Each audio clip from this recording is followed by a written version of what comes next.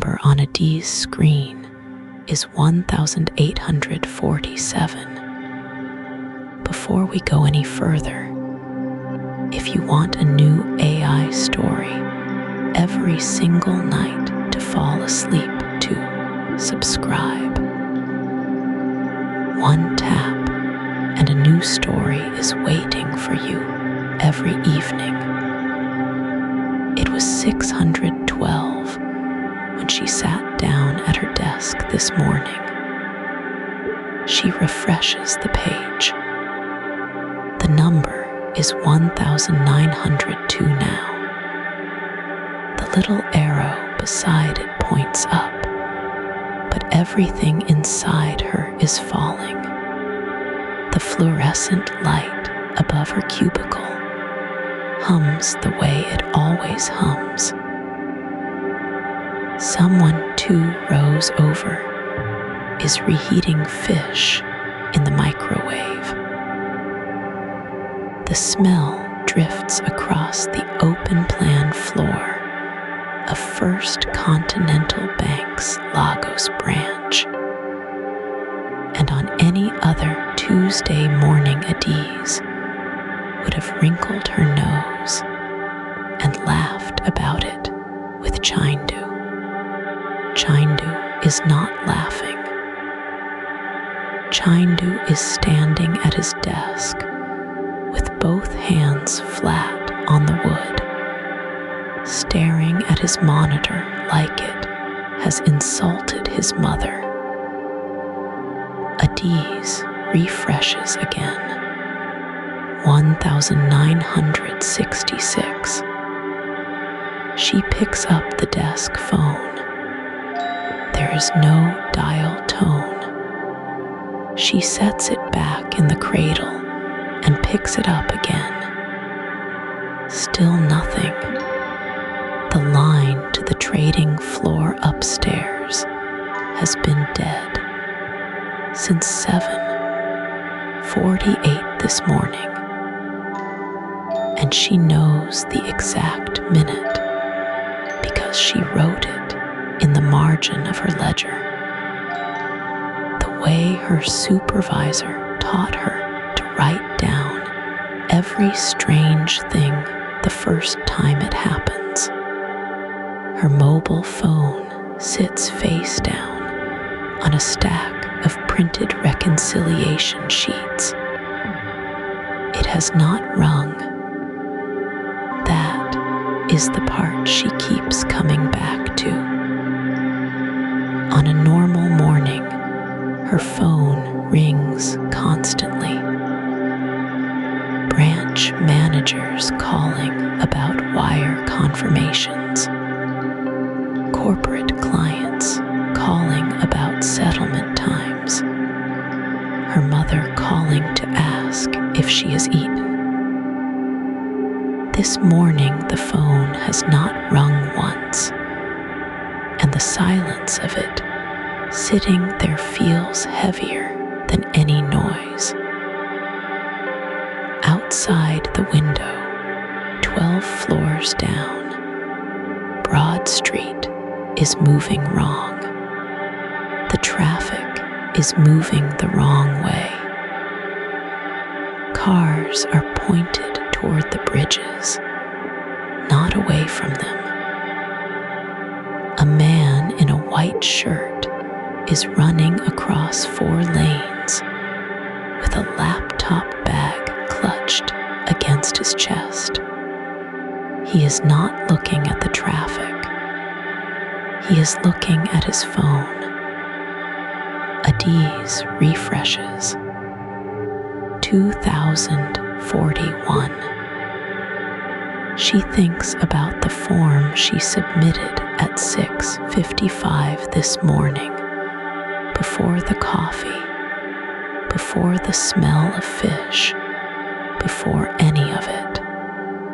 A standard letter of credit for a textile importer in Yaba. $22,000. She had filled in the fields the way she had filled in 10,000 fields before. She had clicked submit. The little spinning wheel had spun, and then a red box had appeared. A red box she had never seen in 6 years of work. And the red box said, "Transaction held. Sovereign risk threshold exceeded." She had refreshed the form. She had submitted it again. The red box came back. She had called it. It did not answer. That was at 7:02. The number on her screen was 612 then. Now her supervisor is walking across the floor with her phone pressed to her ear and her free hand making a small, tight gesture that Adaeze has only seen her make once before. The day the old central bank governor was sacked on a Sunday afternoon. Her supervisor is not looking at anyone. She walks straight past Adaeze's desk and into the glass-walled office at the end of the floor and closes the door behind her. And through the glass, Adaeze can see her sit down very slowly, the way a person sits down when they are not sure their legs will hold. The television mounted above the kitchenette is on mute. The banner along the bottom is red. Adaeze cannot read the words from her desk, but she can see the shape of them, and the shape is the shape of bad news. Chindu is still standing. He has not moved in 2 minutes. His coffee, untouched, has gone cold next to his keyboard. Adaeze refreshes. 2118. She thinks of her brother Toby, who is supposed to start a master's program in Manchester in September.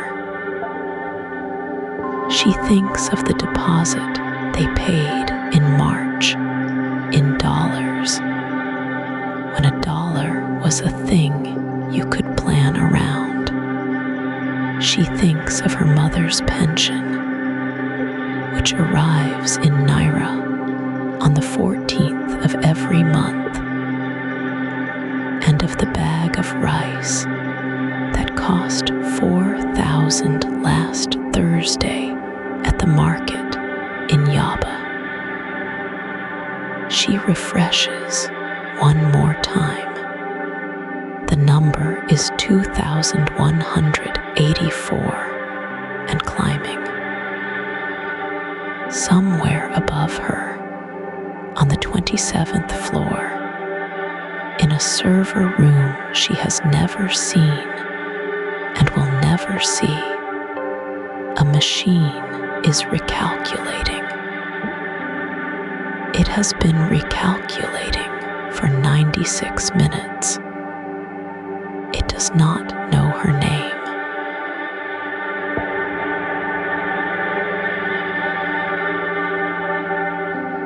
Now rewind. 2 years before the morning the currency fell. 2 years before the empty shelves and the long lines and the radio voice that kept repeating the same careful words.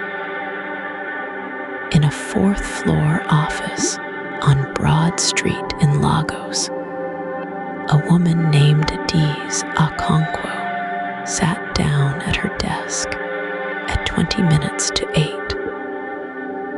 She always came in early. The lift was slow, and she liked the quiet before the others arrived. She set down her flask of Zobo, her notebook, and a small clay figure of a tortoise her daughter had made in school. The tortoise had one chipped foot. Adaeze kept it anyway. She was 34. She had worked at the bank for 9 years. Her title was Senior Ledger Clerk, Sovereign Accounts Desk. It was a long title for a job that mostly involved checking numbers against other numbers. She reconciled foreign reserve entries. She filed daily position reports. She watched balances move from one column to another and made sure the columns agreed. Her husband, Tund, taught secondary school mathematics in Surulur. Their daughter, Chayamaka, was 7.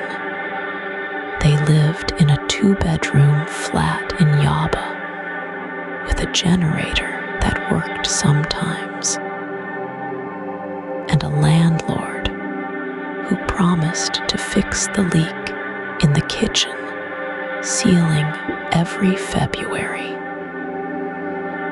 Adaeze had a savings account at her own bank.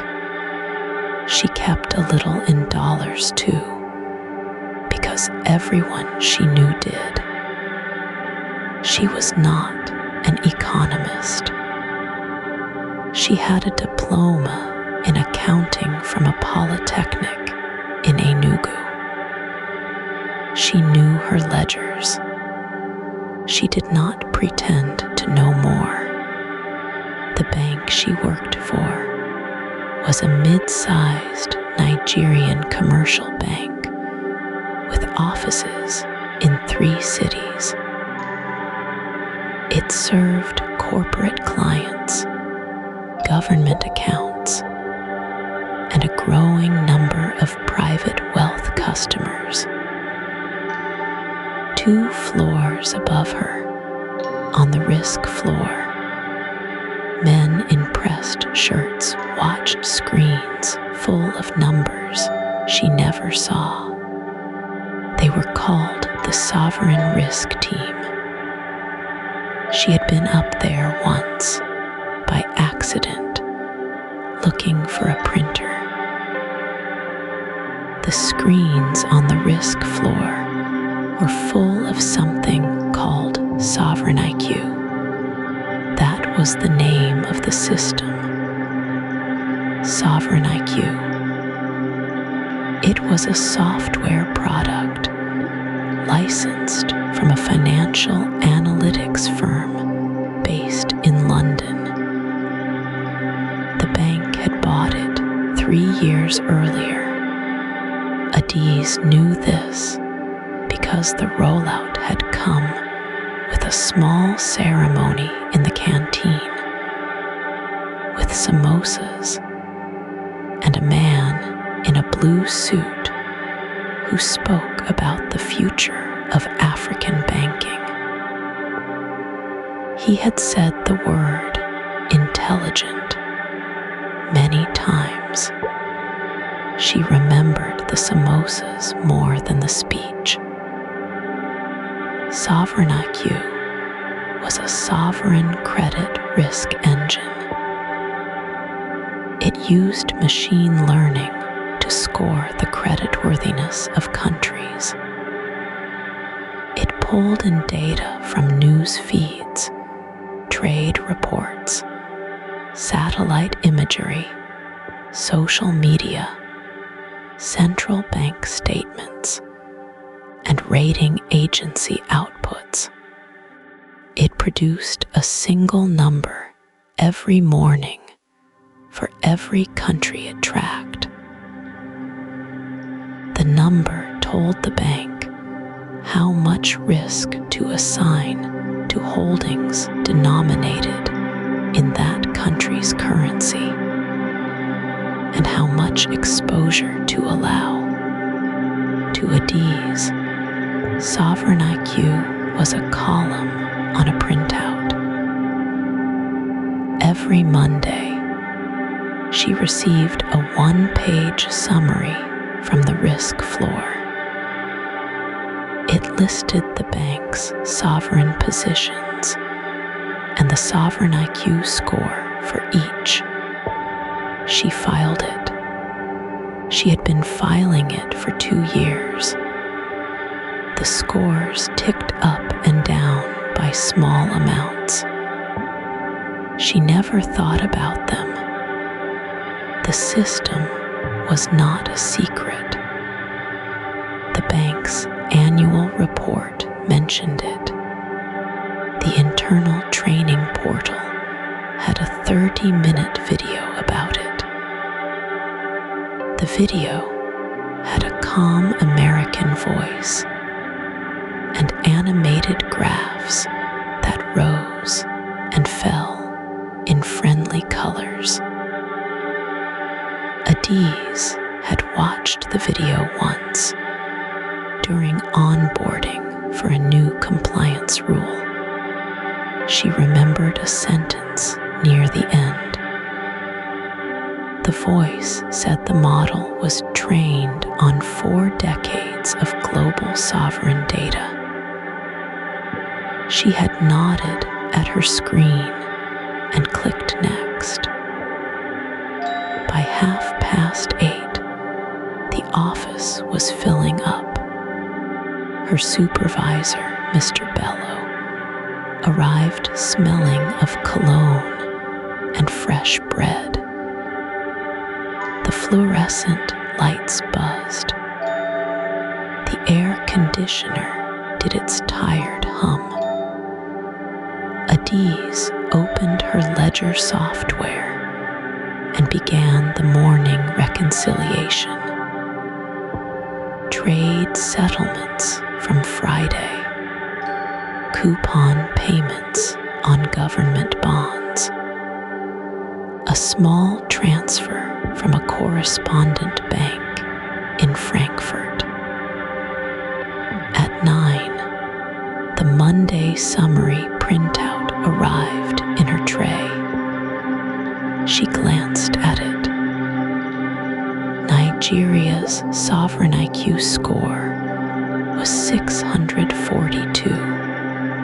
It had been 640 for the week before. Ghana was 588. Kenya was 611.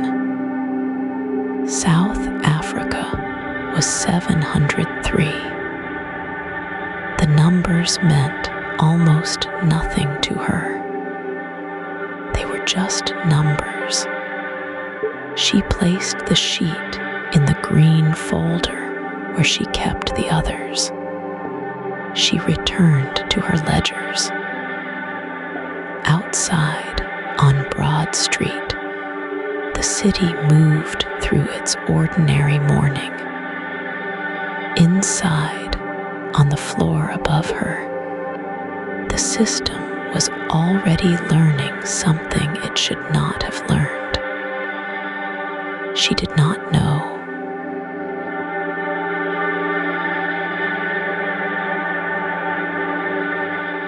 To understand what was lost, you have to picture the trading floor at Marina Bank in the late 1990s.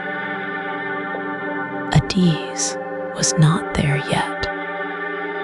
She was still a girl in school uniform back then. But the men and women who taught her the trade had all worked in that room, and they spoke of it the way old sailors speak of the sea. The floor took up long wooden desks, black telephones with curly cords, a wall of clocks set to London, New York, Tokyo, and Lagos. Every morning at 6, a young clerk wheeled in a metal cart stacked with newspapers. The Financial Times, pink and crisp, the Wall Street Journal, the Guardian from London, Business Day from down the road. The senior traders would each take their paper, sit at their desk, and read. Actually read, with a pencil, underlining things. That was how a country got rated in those days. Slowly, by people. A sovereign analyst at Moody's or Standard, and Poor's or Fitch would fly to Abuja. They would sit across a desk from the finance minister. They would ask about oil receipts. They would ask about the harvest. They would visit a port and count the ships waiting to unload. They would file a memo, and the memo would go through a committee, and the committee would argue for weeks. The forms had names. Form 1601 at the central bank for declaring foreign exchange transactions. Form A for invisible payments. Form M for imports. Every Form M had a human signature on it. If something looked wrong, somebody picked up a phone, and somebody on the other end of the phone answered, and the two people talked it through. Sometimes the answer was no. Sometimes the answer was, come back tomorrow with better paperwork. There was always a tomorrow. Adaeze's first boss at Marina Bank was a woman named Mrs. Akoi, who had worked through 3 currency crises and 2 military governments. Mrs. Akoi kept a small green notebook in her top drawer. In it, she wrote the names of contacts. A man at the debt management office. A woman at the IMF's Lagos resident mission. A bond trader in London who used to be a Nigerian. When something strange showed up in the morning numbers, Mrs. Akoi opened the notebook, picked up the phone, and asked. This system was not fair. Nobody pretended it was. A country with a charming finance minister got a better hearing than a country with a brusque one. Analysts had favorites. Analysts had grudges. A downgrade could come because a Fitch committee in London had a bad week, or because the lead analyst had read one too many alarming op-eds. Africa, in particular, was rated harshly. Researchers at the African Development Bank had been saying so for years.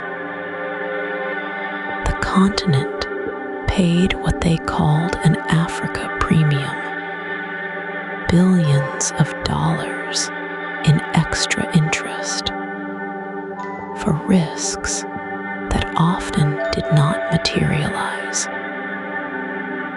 But the unfairness had a shape you could see. You could name the analyst. You could request a meeting. You could write a letter to the rating agency, and somebody would write back on letterhead with a signature at the bottom. When Nigeria was downgraded in 2002, the finance ministry flew a delegation to New York.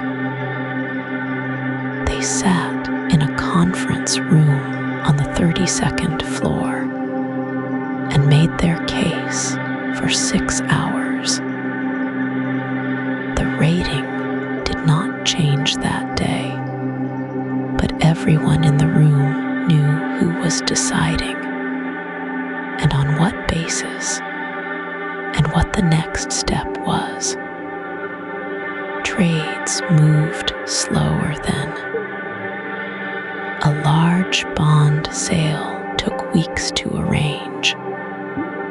A currency position took hours to unwind, not seconds.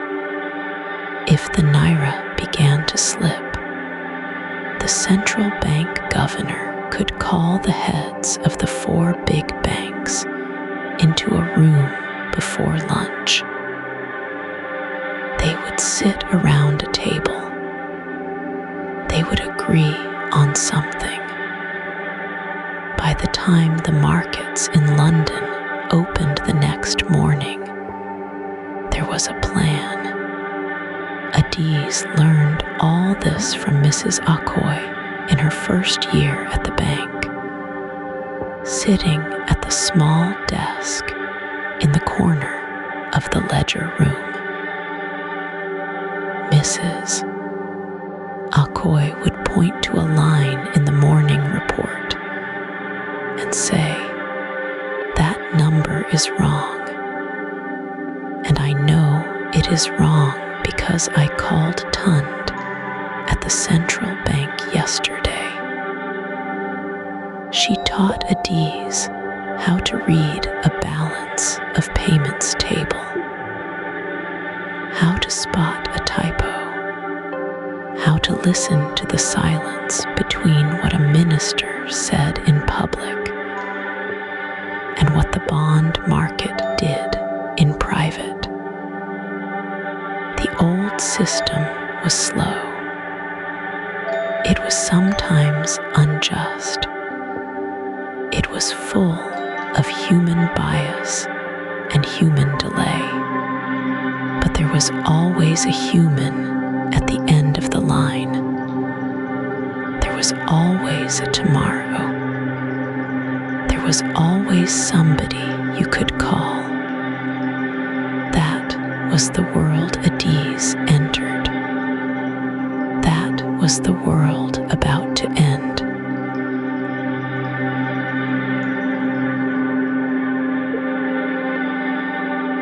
The email came on a Tuesday morning in late spring.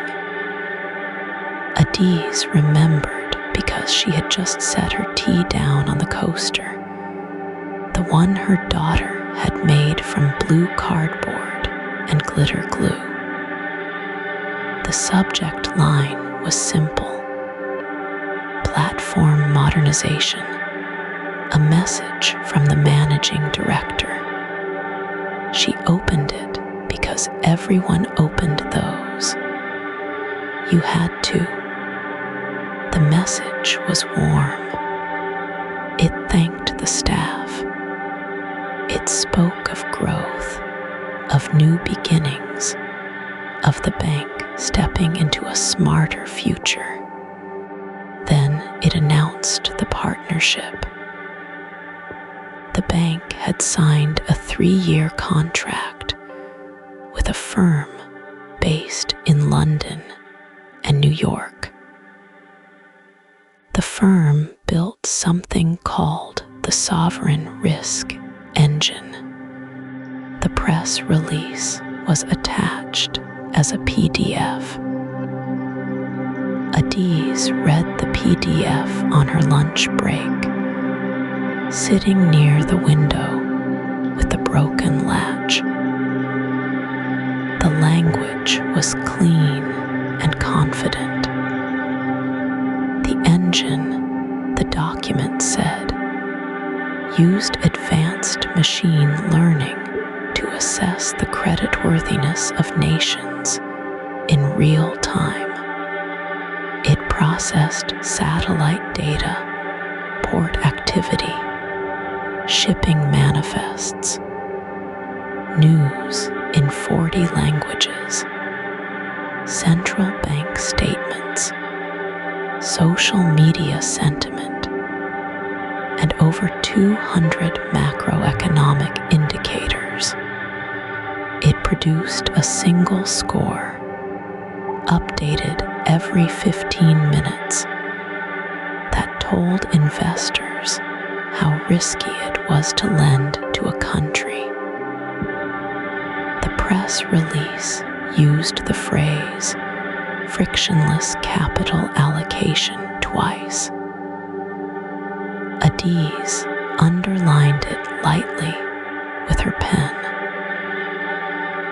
The firm's chief executive was quoted near the bottom. He said the engine would bring transparency to markets that had long been ruled by gut feeling and old relationships. He said it would help emerging economies by giving them a fair, data-driven assessment. He said the goal was to remove human bias from sovereign lending. That last sentence had a small footnote. The footnote led nowhere. A photograph showed two men shaking hands in a glass conference room. One was the managing director of the bank in a navy suit. The other was a younger man with a quiet smile and a lanyard. Behind them, a screen showed a world map with countries shaded in soft greens and yellows and reds. Nigeria, Adaeze noticed, was a pale orange. That afternoon, an all-staff meeting was called for Friday. Attendance, the email said, was mandatory. On Friday, the auditorium filled. The lights dimmed. A consultant from the London firm walked onto the small stage with a clicker in his hand. He wore a gray blazer and no tie. He spoke for 40 minutes, and Adaeze took notes in her small notebook because that was her habit. The engine, he explained, had been trained on 60 years of sovereign default data. It had learned the patterns that human analysts missed. It had been tested against historical crises, and it would have predicted the Asian financial collapse of 1997. It would have flagged the Greek debt spiral years before the bailouts. It had, the consultant said, an accuracy rate of 94% on its internal benchmarks. He showed a slide with the words, faster, fairer, cleaner in large white letters. There were also savings, he said. The bank would reduce its country research desk. 3 senior analysts had been offered early retirement.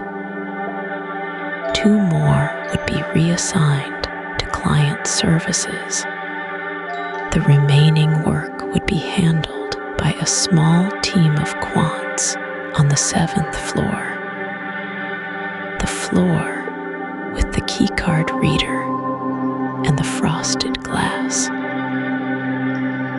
A man in the front row raised his hand and asked if the model had been audited by an independent body. The consultant smiled. He said the model was proprietary, and that disclosure of its internal weights would compromise its commercial value. He said that the bank's regulators had been briefed at a high level. He said the firm welcomed scrutiny within reason. After the meeting, the head of compliance sent a short note to the staff. The note said the rollout would be gradual. The engine would advise on lending decisions for the first quarter. It would automate them in the second. By the third quarter, country risk scores from the engine would directly drive bond pricing, hedging strategy, and capital flows across the bank's emerging market portfolio. Adaeze walked home that evening past the printers on Marina Road, past the woman who sold roasted corn on the corner, past the church with the blue gate. The sky was the color of weak tea. She thought about the map on the screen. She thought about the small orange square where her country had been. She thought about how the consultant had said the word fair so many times that it had stopped meaning anything by the end of the hour. At home, her daughter was doing homework at the kitchen table. Adaeze kissed the top of her head and started cutting onions. The radio played softly. Nothing yet had changed.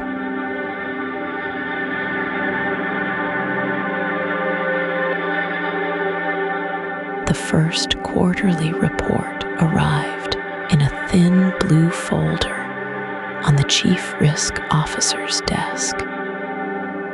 Adaeze did not see the folder. She saw the email that came after it. The subject line read, SRE Q1 performance exceptional. She opened it at her desk because everyone on the ledger floor had been copied. The numbers inside were the kind that bankers like to read aloud. Loan default predictions had improved by 19% against the old model. Sovereign downgrades had been called, on average, 4 weeks before the rating agencies issued them. The bank had repositioned $240 million out of 3 emerging markets just before their bond spreads widened. The savings, the email said, came to roughly $31 million in a single quarter. Adaeze read the figure twice. $31 million, more than her branch would clear in a decade. She forwarded the email to her mother, who would not understand it, because she wanted someone to know that she worked in a building where such things happened. That Friday, the bank held a town hall in the auditorium on the 14th floor. Adaeze sat in the back with the other ledger clerks. The managing director walked onto the small stage in a navy suit and clicked through a deck. One slide stayed up longer than the others. It was a single line of text on a white background. SRE, from pilot to platform in 90 days. There was light applause. Someone in front of her whistled. The deputy head of risk gave a short speech afterward. He said the sovereign risk engine had done in 1 quarter what his team used to do in a year. He said the model had flagged a deterioration in a West African neighbor's reserves 3 weeks before the central bank there announced an emergency measure. He did not name the country. He did not need to. Everyone in the room understood that the bank had moved its money first. He ended with a sentence Adaeze remembered for a long time afterward. We are no longer reacting to the world, he said. We are reading it. The trade press picked the story up within days. A magazine called African Banker ran a 2-page case study under the headline, Lagos Lender Leads on Predictive Sovereign Analytics. The article quoted the deputy head of risk and a partner from the consultancy that had implemented the system. The partner said the bank had achieved a generational leap in capital allocation discipline. The phrase appeared word for word in a white paper the consultancy published the following month. On LinkedIn, the deputy head of risk posted a photograph of himself standing beside the SRE server rack. The caption read, "Proud of what this team has built.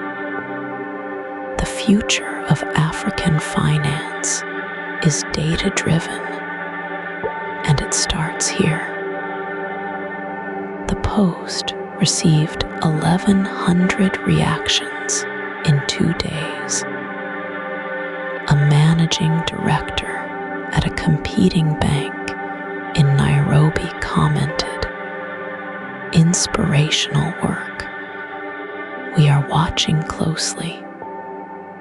They were not just watching. Within 6 weeks, 2 competitors announced they were adopting the same vendor.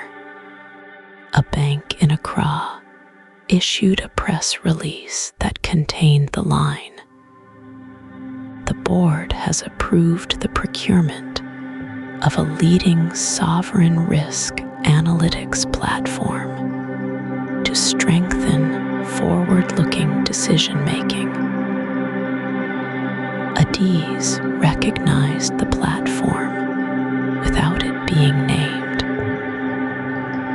There was only one. The deputy head of risk was promoted to head of risk in May. His predecessor, who had been skeptical of the system in early meetings, was moved sideways into a strategy role with no direct reports. No one called it a demotion. No one needed to. On the ledger floor, things felt smoother than they had in years. Adaeze's reconciliations matched. The exposure reports she pulled at the end of each day came back clean. When she queried a position that looked unusual, the answer came back within minutes, with a confidence score and a short explanation in plain English. The system was polite. The system was fast. The system was, by every measure the bank had chosen to track, exactly what had been promised. And this is the part that matters most. No one objected because there was nothing yet to object to. The forecasts were accurate. The savings were real.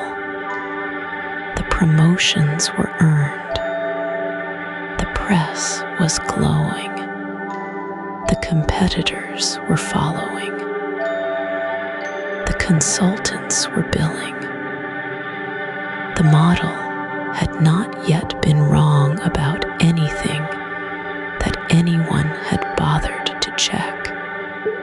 Adaeze went home each evening through the same traffic, past the same vendors selling the same plantain at the same junction, and she felt, for the first time in her working life, that she was part of something modern, something that worked, something that knew. She had no reason yet to think otherwise.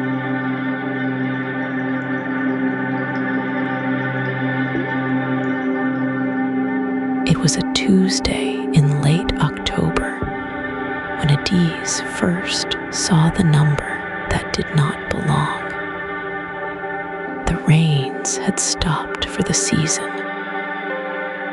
Lagos was hot again, and the air conditioner on the 4th floor of the bank made a soft tapping sound she had stopped noticing years ago. She had a mug of Lipton tea at her elbow. The steam was already gone. The morning report came in at 7 minutes past 9. It always came at 7 minutes past 9. The sovereign risk engine, the one the bank had licensed from a vendor in London, sent its daily summary to the trading floor and to the ledger clerks. Adaeze's job was to reconcile the numbers against the overnight book. Boring work, steady work, the kind of work she liked. Her eyes moved down the columns the way they always did. Brazil steady. Turkey, steady. South Africa, down a touch. Then her eyes stopped. Kenya. The rating had dropped 2 full notches overnight, from a healthy investment grade to something close to junk. No explanation in the notes field, just the number and a small gray arrow pointing down. She knew Kenya, not personally, but professionally. She read the East African Standard every Sunday on her phone. She had a cousin in Nairobi who worked for a logistics company. Nothing had happened in Kenya. There was no election, no coup, no default, no bad inflation print. The shilling had been stable for months. The tea harvest had been decent. The tourism numbers from the coast were even ticking up. A 2-notch overnight downgrade meant something terrible had happened. And nothing terrible had happened. She sat for a moment with her hand around the cold mug. Then she got up and walked over to Tun's desk. Tund was the senior analyst on the sovereign team. He was 46 and had been at the bank since before Adaeze had finished her diploma. He wore the same blue shirt 3 days a week and pretended it was 3 different blue shirts. Tund. Kenya. Did you see the Kenya line? He scrolled. He squinted. He scrolled again. 2 notches. 2 notches. Overnight. On what? Tund leaned back. The chair creaked the way it always creaked. He looked at the ceiling for a second, the way he did when he was thinking and also slightly bored.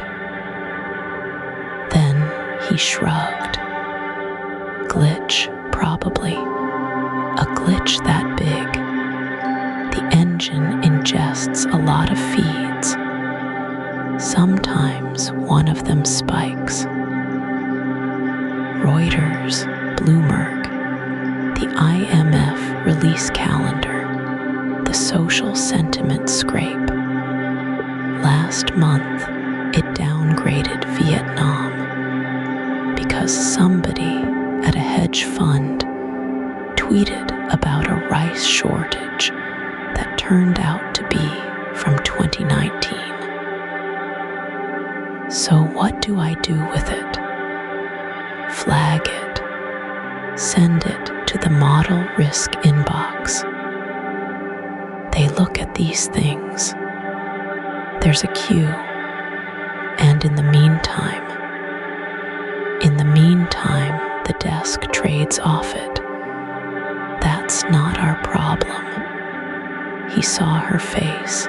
He softened. Adaeze, look. These things get caught. The vendor pushes updates every 2 weeks. If it's wrong, it self-corrects. The engine learns. That's the whole point. 2 notches, though.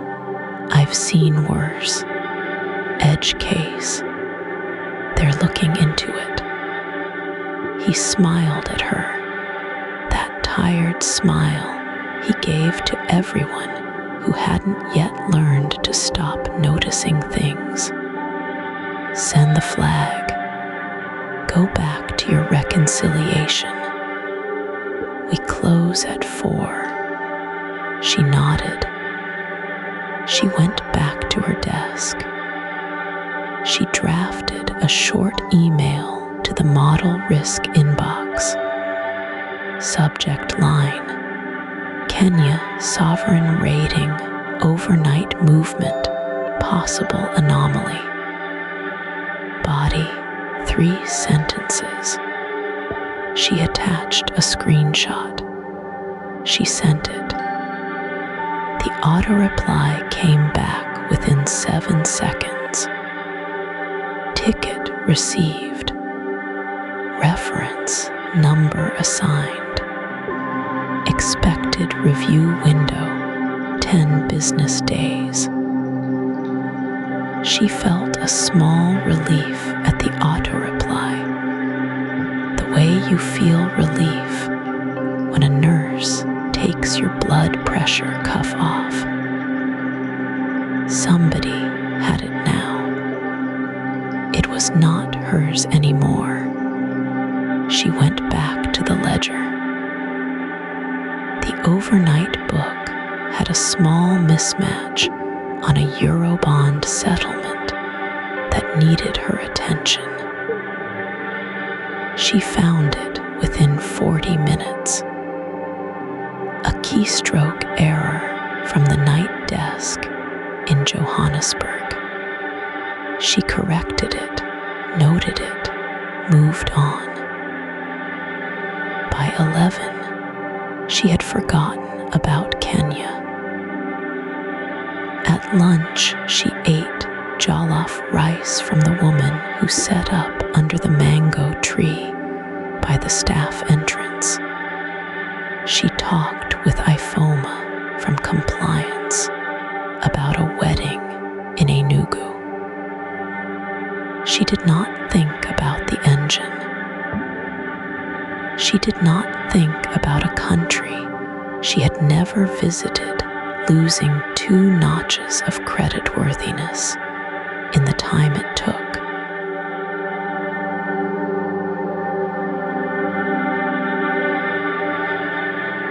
The downgrade in March was the first one that stuck in Adaeze's mind. By April, there was another. By May, a third. Different countries, different reasons in the report. But when she looked at them side by side, something quiet started to bother her. She began a list, not on her work computer, on her phone in the Notes app, the same one where she kept her grocery reminders and her mother's blood pressure readings. She gave it a plain title: Sovereign Calls. Nothing more.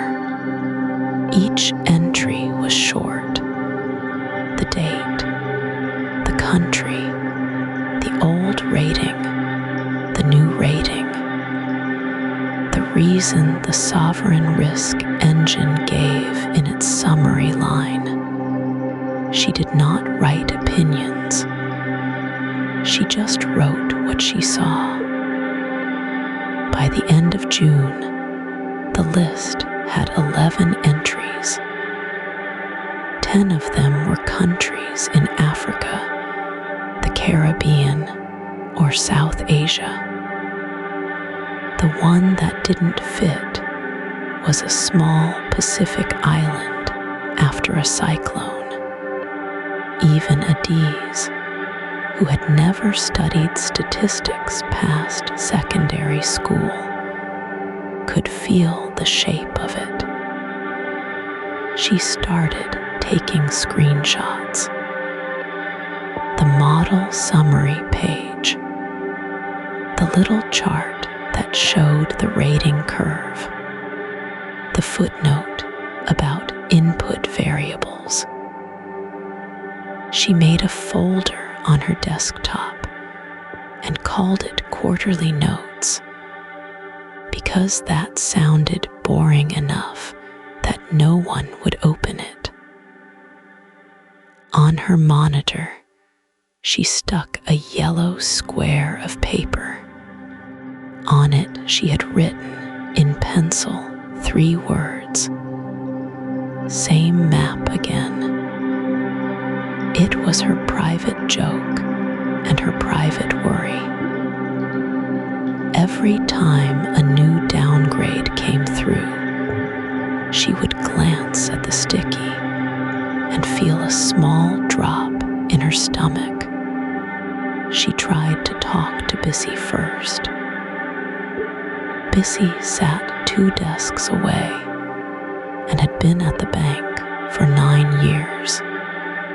Adaeze waited until lunch, when the floor was quiet, and slid into the chair beside her with her phone in her hand. I want to show you something, Adaeze said. She kept her voice soft. She did not want to sound dramatic. She scrolled the list slowly. She pointed at the column of countries. She said, "Doesn't it feel like the engine keeps picking from the same shelf?" Bissy looked. She read for maybe 20 seconds. Then she handed the phone back with a small, kind smile. Those countries have weaker fundamentals, Ada. That's why. The model is just doing what the model does. Adaeze nodded. She didn't argue. She went back to her desk and sat with the phone face down for a while. A week later, she tried again. This time with Mr. Acaffer, her unit head. He was a careful man in his 50s who wore the same gray jacket every Wednesday. He had told her once, in a moment of unusual warmth, that he had started as a clerk too. She booked 10 minutes on his calendar. She brought a printed page. She had cleaned up the list, added the dates, lined up the ratings.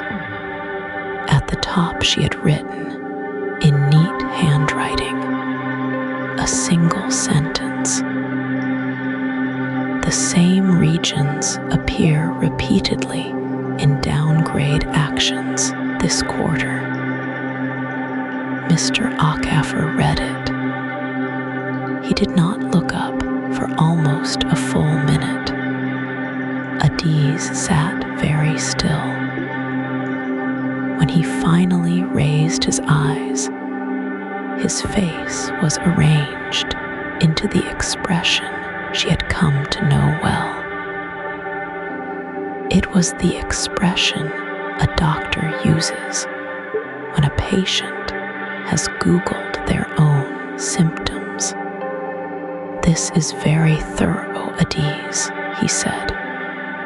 "Really. You have a good eye for detail. That is a strength." She waited. "The thing is," he went on, "the engine is calibrated by a team in London. It is reviewed by quants with doctorates. It is signed off by the risk committee.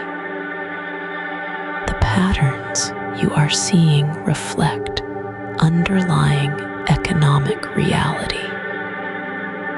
Currencies in emerging markets simply carry more volatility. That is not bias. That is the world." He tapped the paper gently with one finger. "If we ignored that volatility, we would be the ones who failed. You understand. I understand, she said. Keep doing the careful work you do, he said. But I would not spend too much of your own time on this. It is not really within our scope on this floor. He smiled. It was a polite smile. There was no cruelty in it. That was almost the worst part. He believed what he was saying. He believed it the way her father believed the morning news. She thanked him. She took the paper back. She walked to her desk and put it inside a folder and put the folder inside her drawer. That night, she added a 12th entry to the list on her phone. Then she sat on the bus and watched Lagos slide past the window in the dark.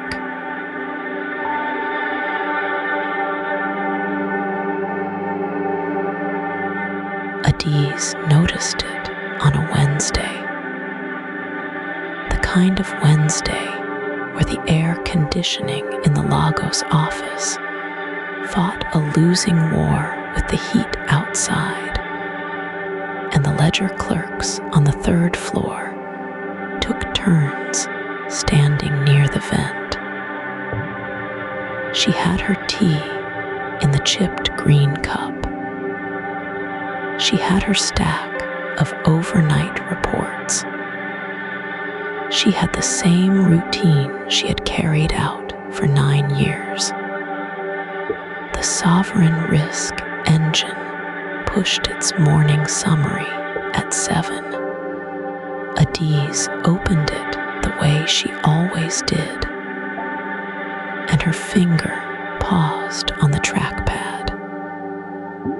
2 weeks earlier, she had flagged a number. A volatility reading on short-term Naira positions had crossed into a red band, and the system had marked it as an anomaly. She had circled it in her notes. She had sent a query to the desk in London. The desk had replied politely that it was being looked at.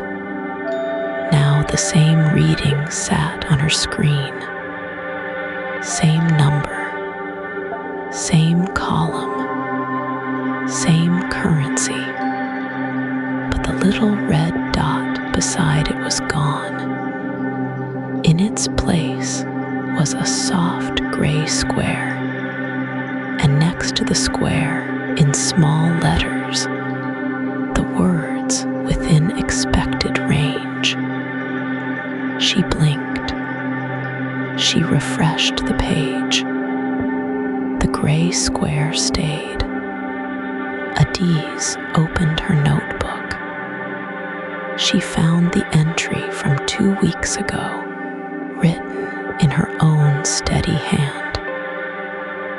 Volatility figure 4.7. Status anomaly. She looked back at the screen. Volatility figure 4.7. Status normal. The number had not moved. The judgment had. She did what any careful clerk would do.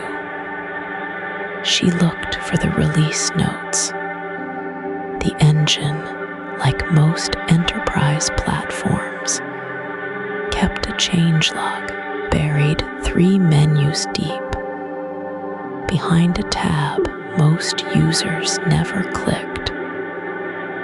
She had clicked it twice in 9 years. She clicked it now. There were entries from the last 72 hours. small ones. A typeface correction on a Portuguese dashboard. A bug fix in the date picker. And then, near the bottom, a line that read, Model V472, recalibration of emerging market volatility thresholds. Anomaly band widened. Standard band extended. See internal memo SRM118. She clicked the link to the memo. The page asked for credentials she did not have. There was no announcement, no email to her team, no note from the desk in London. The change had moved through the system, the way a tide moves through a harbor at night, without sound, without permission, without anyone on the dock noticing the water was higher than it had been the day before. She walked to the window. The traffic on the expressway was building. Somewhere down there, a man was selling roasted corn from a cart. A woman was carrying a baby on her back and a bag of rice on her head.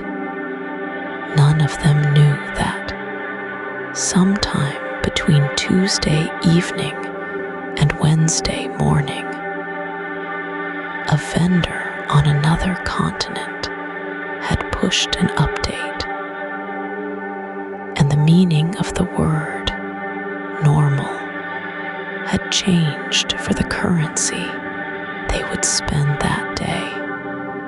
Adaeze sat back down. She tried to reason it through the way she had been trained. Models get recalibrated. That is what models do. New data comes in. Old assumptions get revised. The world moves. The math has to move with it. But this was not a small adjustment. The previous threshold had treated a 4.7 reading as a warning. The new threshold treated it as routine. The band had widened by almost a full point. Anything inside the band stopped lighting up. Anything that stopped lighting up stopped being reviewed. Anything that stopped being reviewed stopped existing. As far as the morning report was concerned,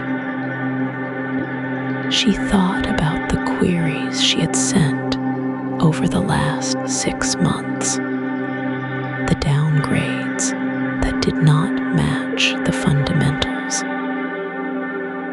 the pattern she had started to see across West African desks, across South Asian desks, across small economies whose finance ministers had complained politely in IMF footnotes nobody read.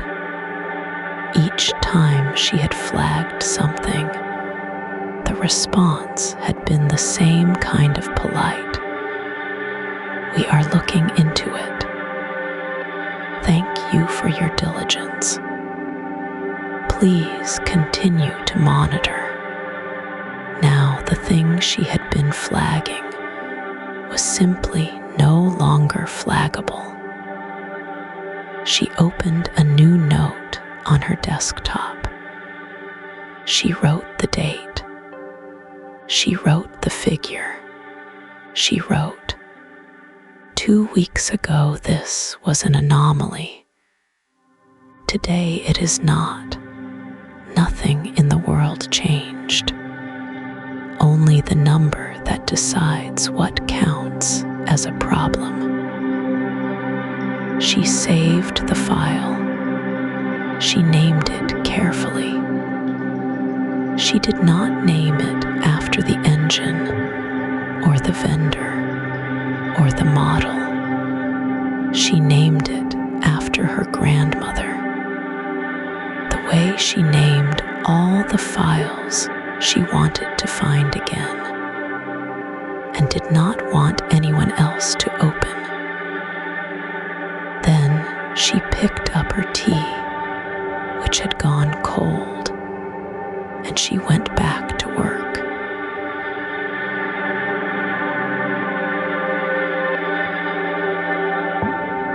Let us step away from Adaeze for a little while. Let us look at what was already written down in plain ink before she ever noticed the strange downgrade on her screen. The International Monetary Fund publishes long reports each year. Most people never read them. The reports are heavy. The font is small. The footnotes are smaller still. But the footnotes are where the truth often sits, quiet and patient, waiting. In 2021, the IMF released a working paper with a long title. The paper was called Sovereign Risk and Credit Rating Procyclicality. Inside it, the authors did something simple. They compared what the big rating models predicted with what actually happened. They looked at countries across Africa, Latin America, and parts of Southeast Asia. They went back 20 years. The pattern they found was not subtle. When a wealthy country had a bad quarter, the models gave it time. The models waited. They called the dip temporary. When a poorer country had the same kind of quarter, the models did not wait. They downgraded, sometimes within days.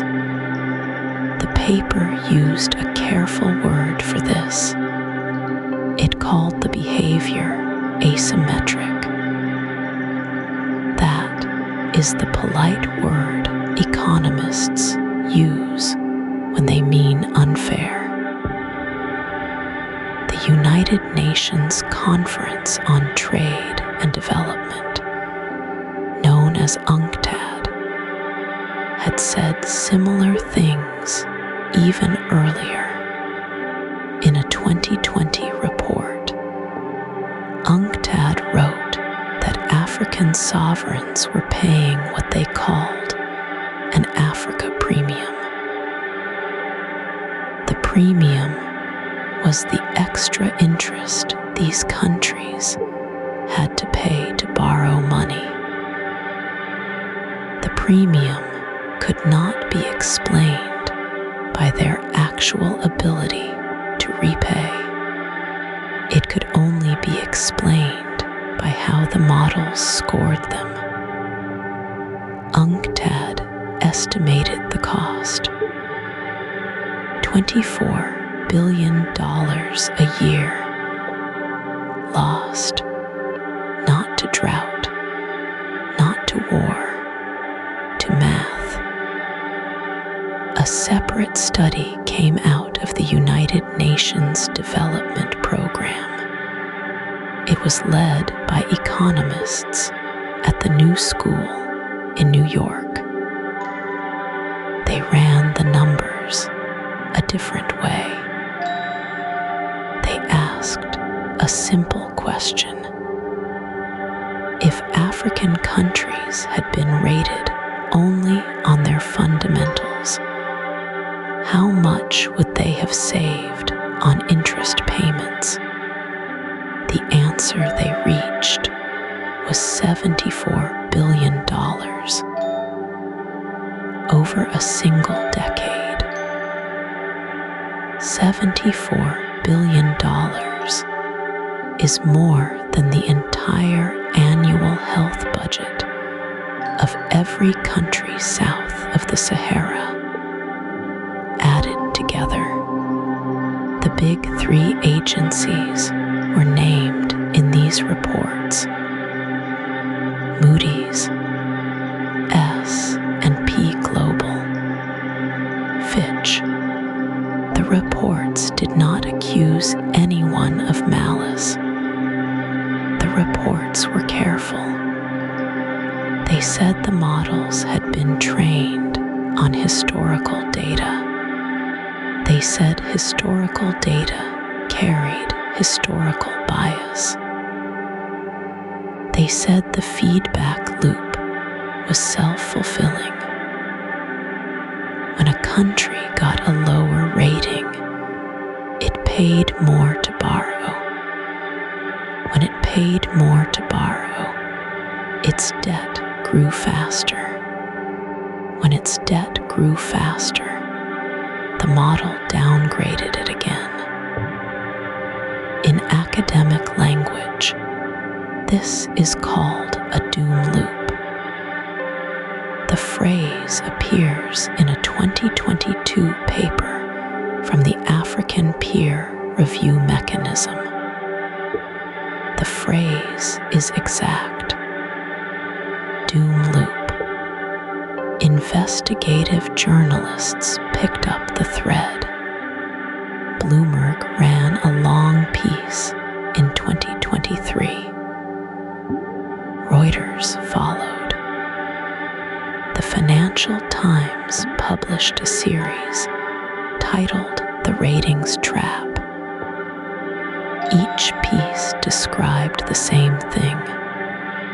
Models that had been built in offices in New York and London were deciding the price of bread in Accra and Lagos and Lusaka. The people writing the models had never visited the countries the models judged. The people in those countries had no way to appeal.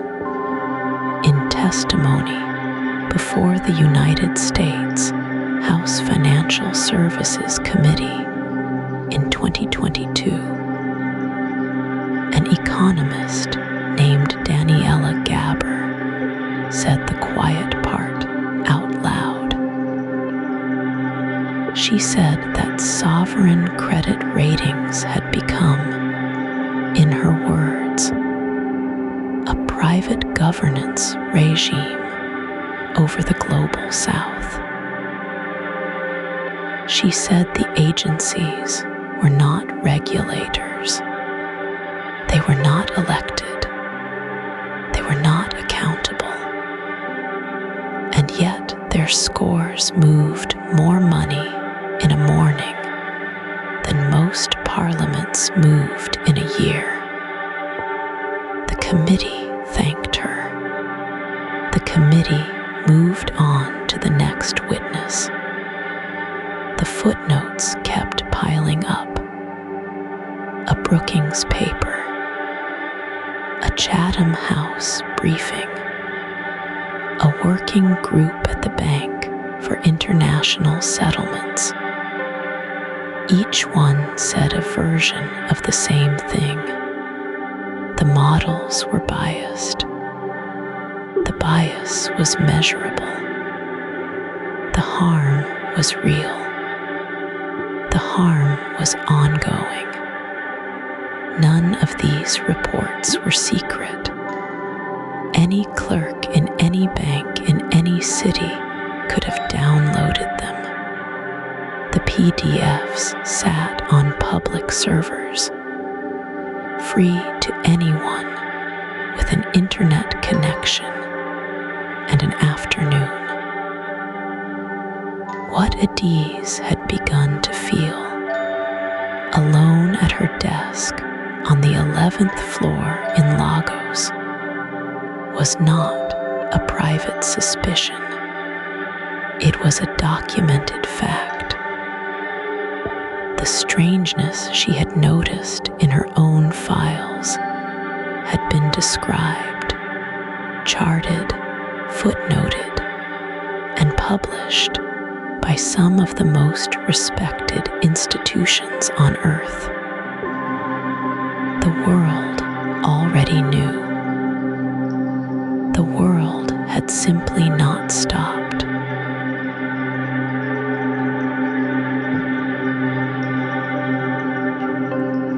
Adaeze first heard him on a borrowed laptop in the break room. It was a Tuesday in late autumn.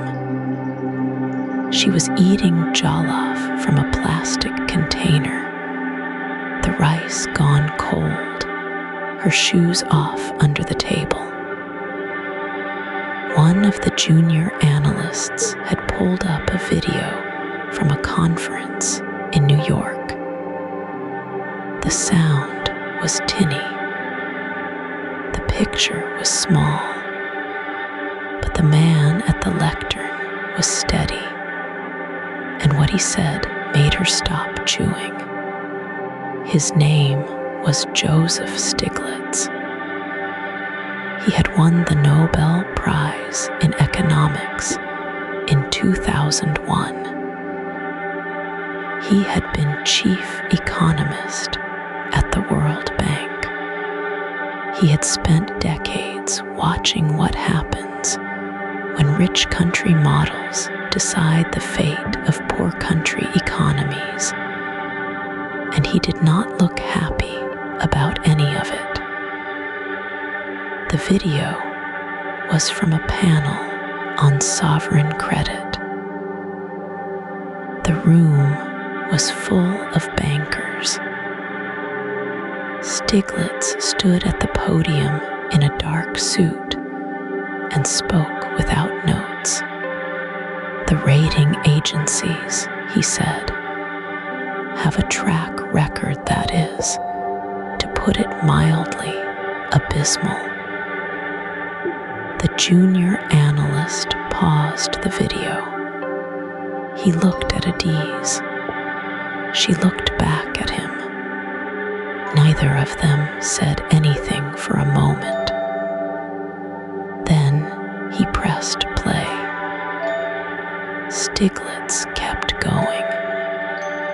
He talked about the 2008 financial crisis. He reminded the room that the same firms now rating African and Latin American debt had given AAA stamps to mortgage bundles full of garbage. He said the models had been wrong then, and the models were wrong now. He said the wrongness was not random. It bent in a direction. It bent against countries that could not fight back. Procyclical, he called it. A word Adaeze had to look up later. It meant the ratings made bad times worse. When a country struggled, the model downgraded it. The downgrade raised borrowing costs. The higher costs deepened the struggle. The struggle triggered another downgrade. Round and round until something broke. He had been saying this for years. Adaeze found the older clips that night in bed, her phone propped against a pillow. There he was in 2011, warning a committee in Washington. There he was in 2013 in Geneva, calling the agencies a destabilizing force in the global economy. There he was in 2020 during the pandemic, when 16 African nations were downgraded in a single year, while wealthier countries with worse debt ratios were left alone. It is hard, Stiglitz said in one interview, to escape the conclusion that there is a bias built into the system. A bias built into the system. Adaeze said the words out loud in her dark bedroom. Her ceiling fan turned slowly above her.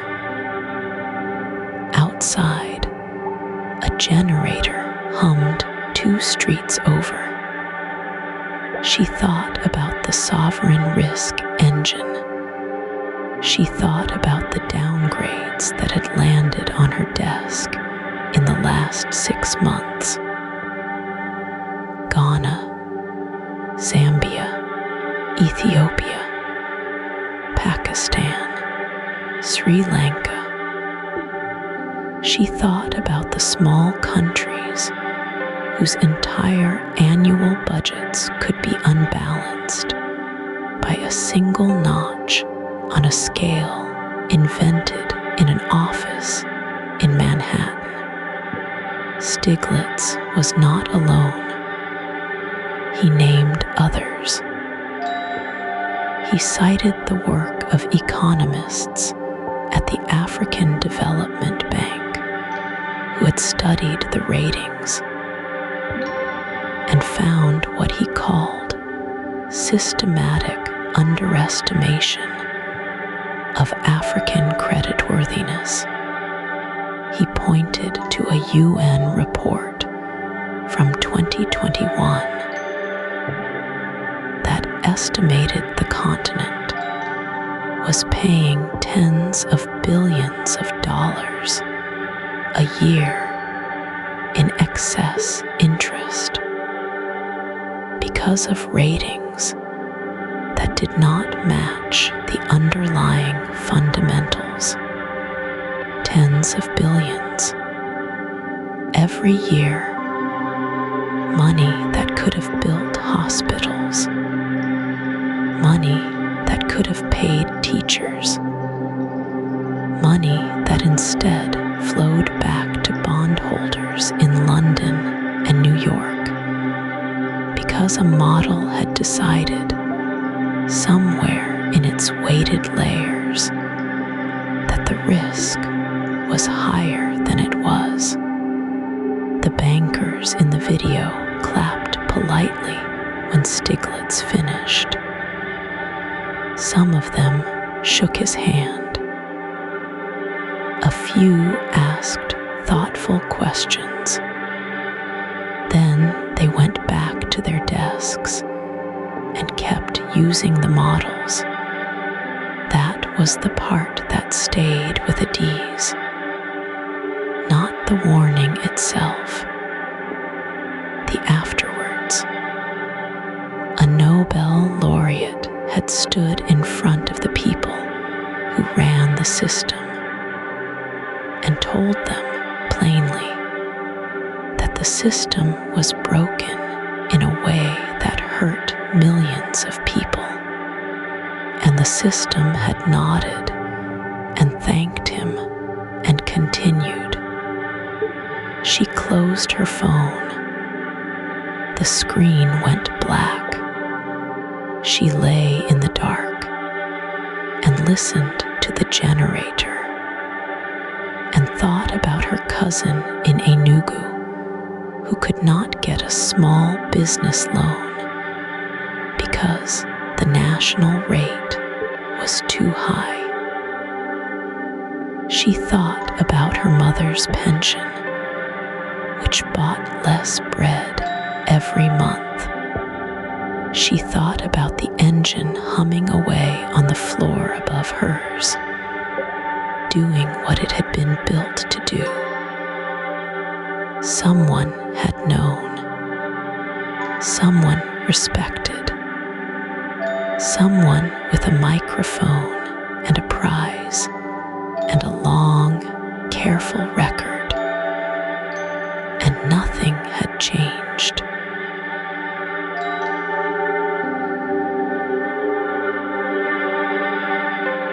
His name was Merk Dolgel. He was 31 years old. He worked on the 4th floor of a glass building in Canary Wharf in London, 2 stops from the river. His title was Senior Quantitative Analyst, Sovereign Models. His desk faced a window that looked out at another window in another building where another quant sat at another desk. Merk was not a hero. He played 5-a-side football on Tuesdays. He drank his coffee black. He had a small dog named Pavel and a girlfriend who taught piano. He had taken the job because it paid well and because the math was interesting. He had stayed because he was good at it. In March of that year, Merk noticed something in the sovereign risk engine that he could not explain. A waiting term in the inflation volatility module had been adjusted. The change was tiny, 4 basis points, but it shifted the downgrade threshold for 14 emerging market currencies, including the Nigerian naira, the Ghanaian cedi, the Egyptian pound, and the Pakistani rupee.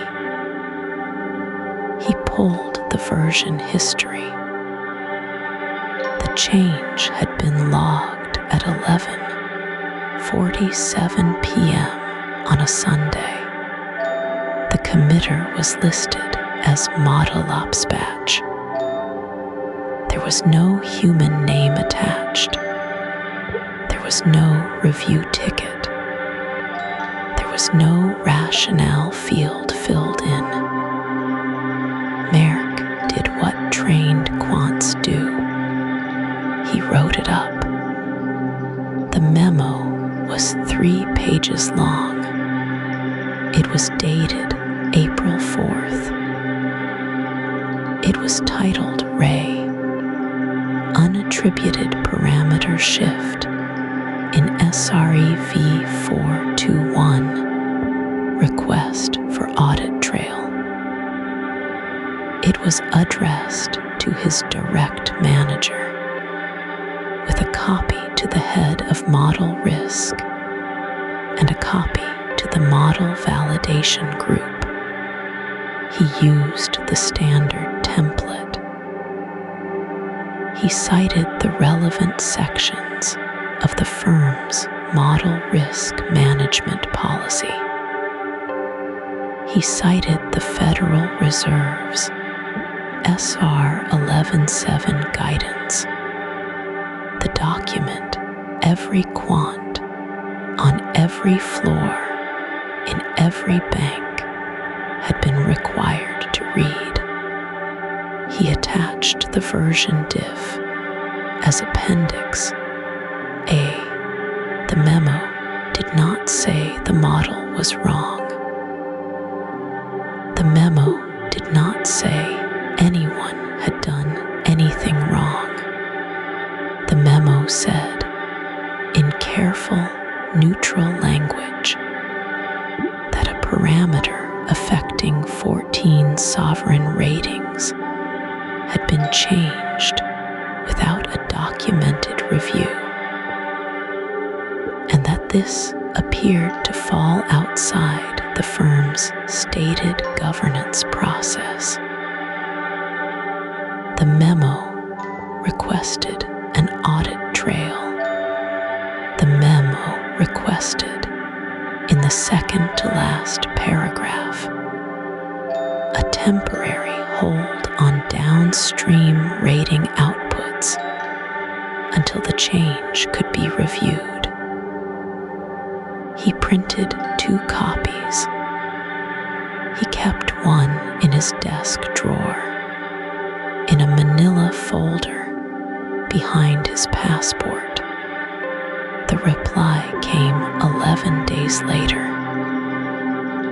It was 4 lines long. It came from his manager's assistant. It said the matter had been reviewed and that the parameter shift was within the normal scope of model maintenance. It said the audit trail was available upon request through the proper internal channel. It said no further action was required. It said, in closing, "Thank you for your diligence." Merck requested the audit trail through the proper internal channel. The request was acknowledged. The request was assigned a ticket number. The ticket was marked 6 weeks later as resolved. The resolution note said the documentation was available for inspection in person at the Model Operations Office in Frankfurt during business hours, subject to advance scheduling and a need-to-know determination. He did not fly to Frankfurt. He had no budget code for the flight. He had no manager approval for the time. He had a girlfriend who taught piano on Wednesdays and a dog who needed walking.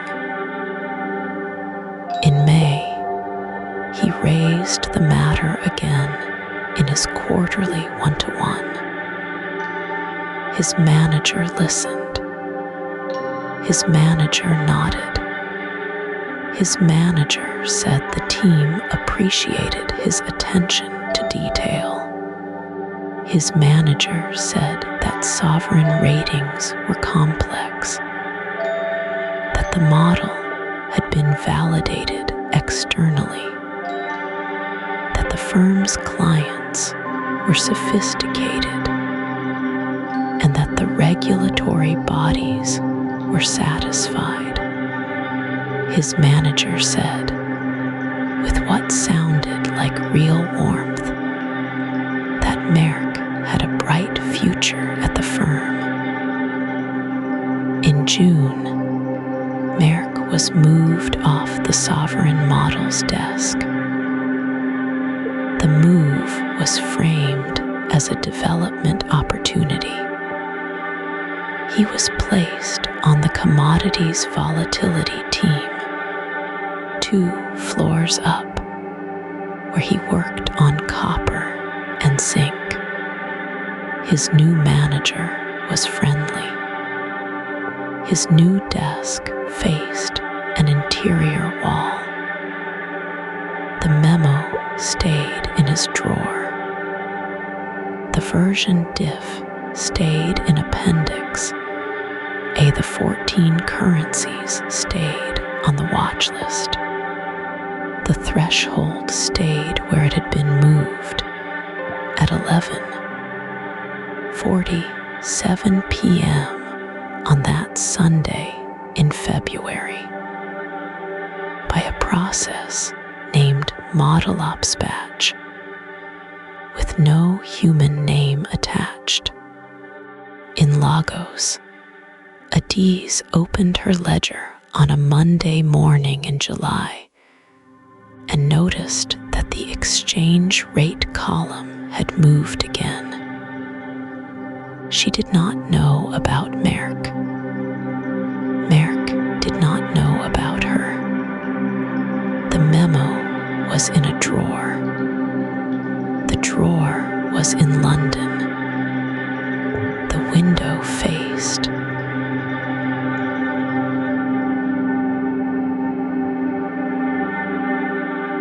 The memo from the Quant had a name attached to it. Adaeze did not have a memo.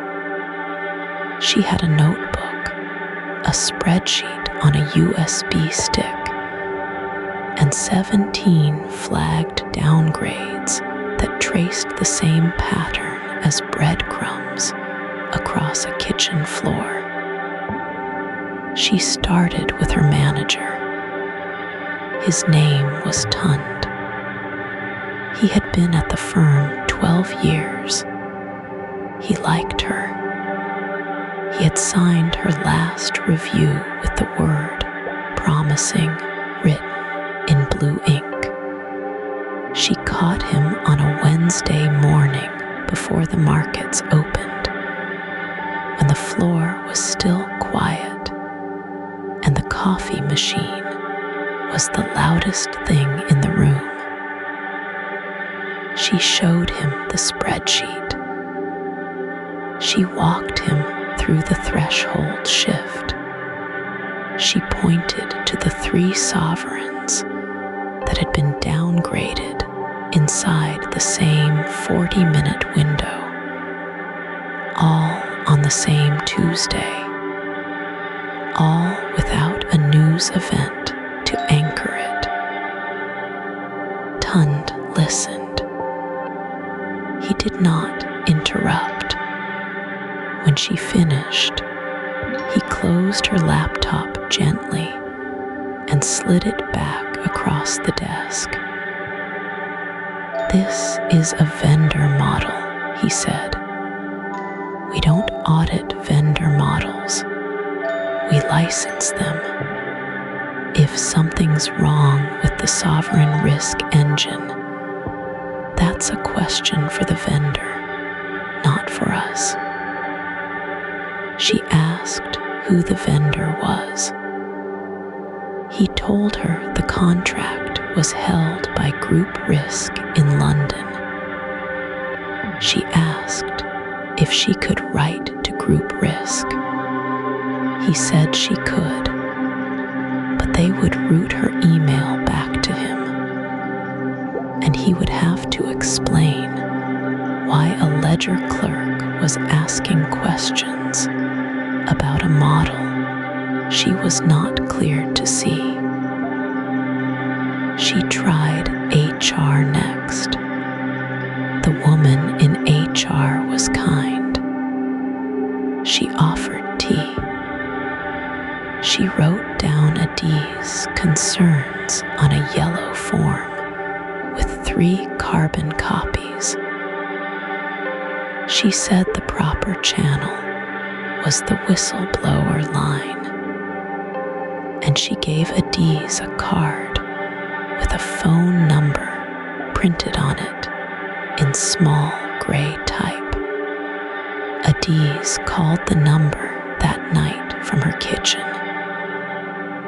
A recorded voice told her the line was operated by an external compliance firm based in Dublin. She left a message. She left her name. She left her employee number. She left a summary of the 17 downgrades. 8 days later, she received an email. The matter had been reviewed. No further action was required. The case was closed. The email was signed by a department, not a person. She tried the central bank. She spent a lunch hour on the phone with a junior officer who took her seriously for the first 11 minutes, and then asked who supervised the sovereign risk engine. Adaeze said she did not know.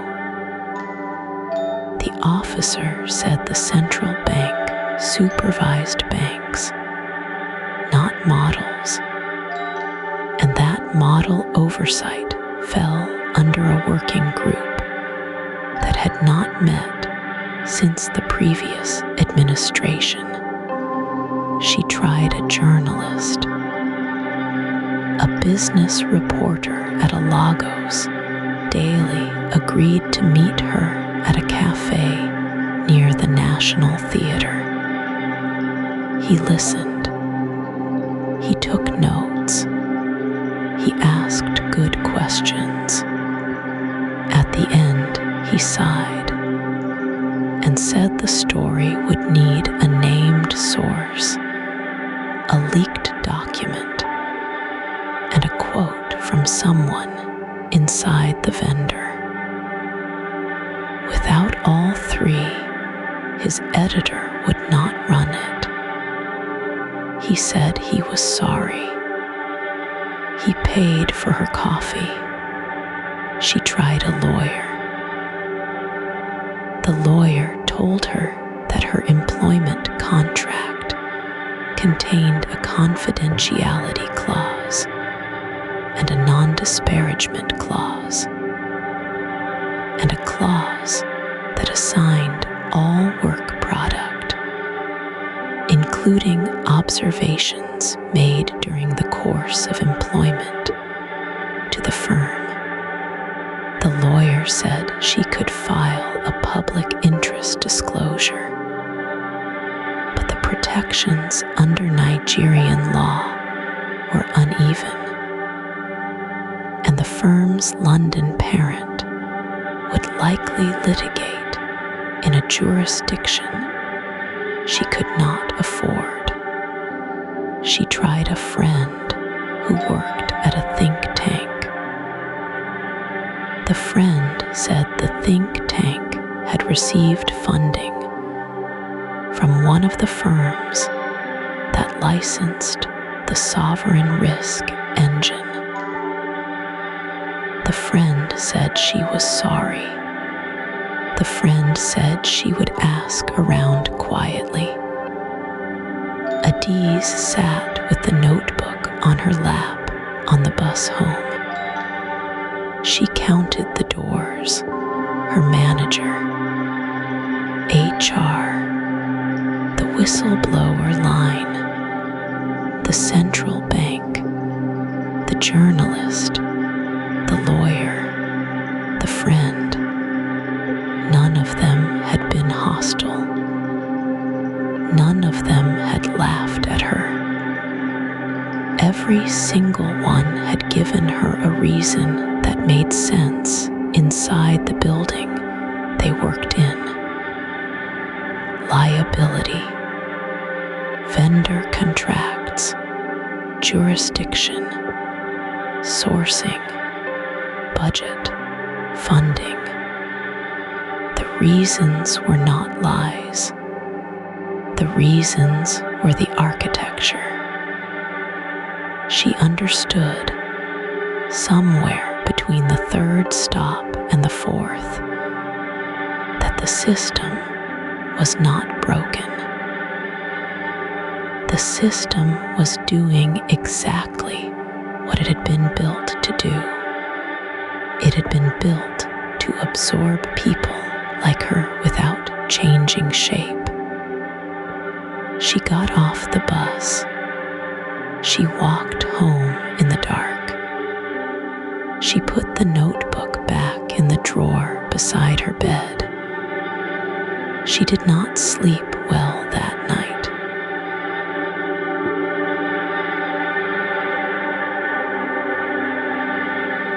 Step away from Adaeze for a moment. step away from the locked door and the badge that no longer worked, and the quiet humiliation of being walked back to the elevator.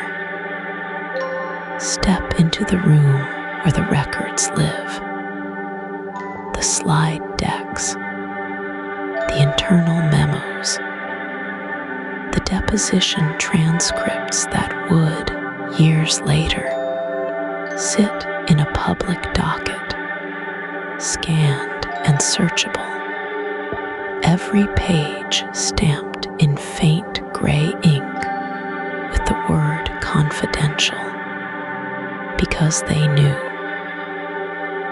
The first internal flag arrived in March of the second year. The sovereign risk engine was in production. A model validator on the second floor, a woman named Priya, sent a 6-page memo to her director. The subject line read simply, "Concentration of adverse outputs, Sub-Saharan cluster." She had run the numbers. Out of the last 400 negative outlooks the engine had issued, 61% had landed on the same 14 countries. Those 14 countries shared training data that was, in her words, thin, stale, and skewed toward crisis years. The memo asked for one thing, a retraining window. 3 months. Fresh data. The director's reply sits in the record. 3 sentences. Noted. Let's table this for the Q3 Model Committee. Performance metrics remain within tolerance. Q3 came. The Model Committee met. The agenda, later subpoenaed, listed 17 items. Priya's memo was item 15. The meeting ended at item 12. A note in the minutes reads, "Remaining items deferred." They were deferred again in Q4, and again the following spring. In the meantime, the engine kept running. The downgrades kept landing. And inside the firm, a small group of engineers began to talk among themselves on a private Slack channel called, with the dry humor of people who know they should not be joking, sovereign vibes. The channel logs were later released as part of a regulatory disclosure. They make for quiet reading. One message from a senior engineer dated 11 months before the Lagos collapse reran the Baptist with the suggested feature set. Output is materially different. Like materially, should we escalate? A reply 18 minutes later from a team lead. Escalate to whom? The model is in production. Changing it now means explaining why we shipped the old one. Another message 3 weeks after that. I keep thinking about the Nigeria call last quarter. We told them the spread widening was market-driven. It wasn't market-driven. It was us. No reply to that one. The channel went quiet for 4 days. Then there is the slide deck, the one that gave this section its name. It was prepared for an internal risk review in the autumn before the crisis. 22 slides. The cover page reads, in the firm's house font, Sovereign Risk Engine, Known Limitations and Recommended Mitigations. Slide 9 is the one that matters. It shows a heat map of the engine's downgrade frequency by country, overlaid with a heat map of training data sparsity. The two maps are nearly identical. A red oval has been drawn around West Africa. Beneath the oval, in small text, a single line. Feedback loop risk, high. Self-reinforcing downgrade probability, estimated at 0.34 per cycle. Translation: once the engine began to downgrade a country, there was a 1 in 3 chance it would downgrade that same country again the next cycle, for reasons rooted in its own prior output rather than in anything happening on the ground. The deck was presented. The minutes confirm attendance. 14 people in the room, including 2 managing directors. The recommended mitigation on slide 21 called for a freeze on automated outputs for the flagged cluster, pending human review, until the feedback loop could be characterized and addressed. The decision, recorded on slide 22 and confirmed in the minutes, was to monitor the issue and revisit at the next quarterly review. No freeze, no human review, no characterization. The next quarterly review was scheduled, then rescheduled, then folded into a broader strategy meeting where the slide deck did not appear on the agenda at all. Priya left the firm that winter. Her exit interview, later disclosed under discovery, contains a single line of substance. I no longer believe the model committee functions as a model committee. The engineer who had asked in the Slack channel whether to escalate was promoted that spring. His new role did not include the sovereign engine. The deck, marked confidential, was filed. The Slack channel kept running, quieter now, more careful. The downgrades kept landing. And somewhere in Lagos, a ledger clerk named Adaeze was beginning too.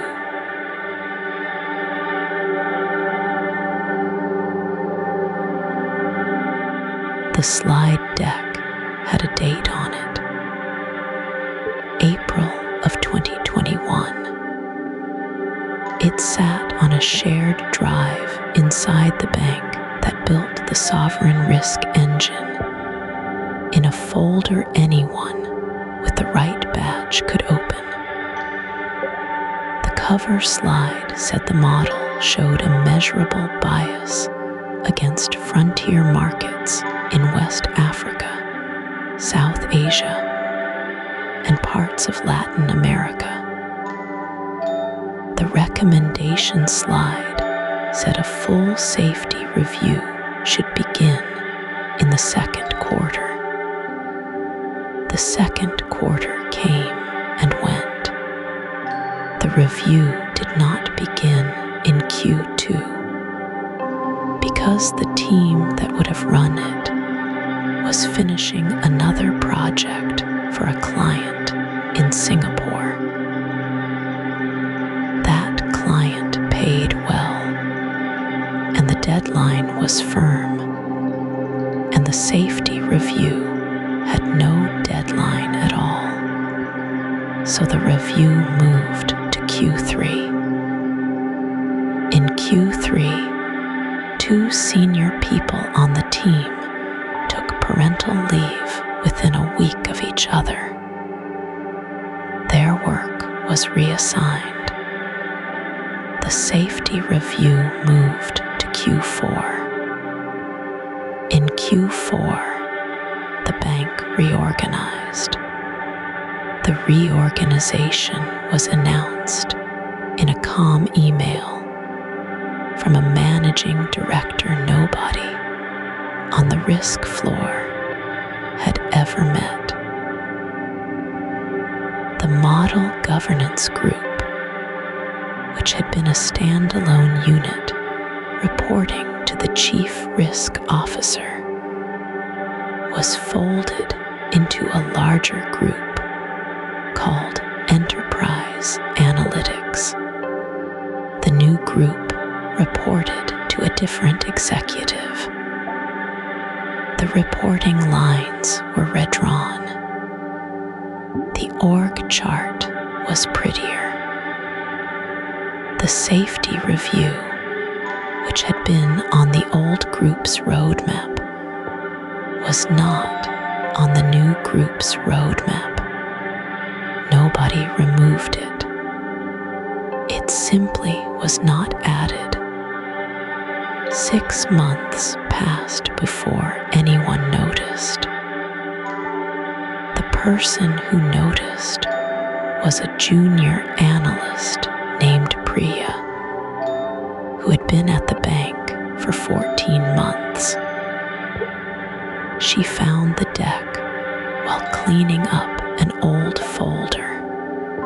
She read it twice. She walked it to her manager. Her manager said he would raise it at the next leadership offsite. The offsite was in Lisbon. The agenda was full.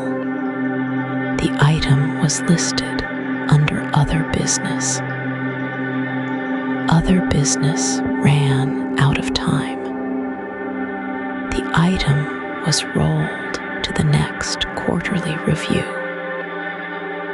The next quarterly review happened, and the item appeared on a draft agenda.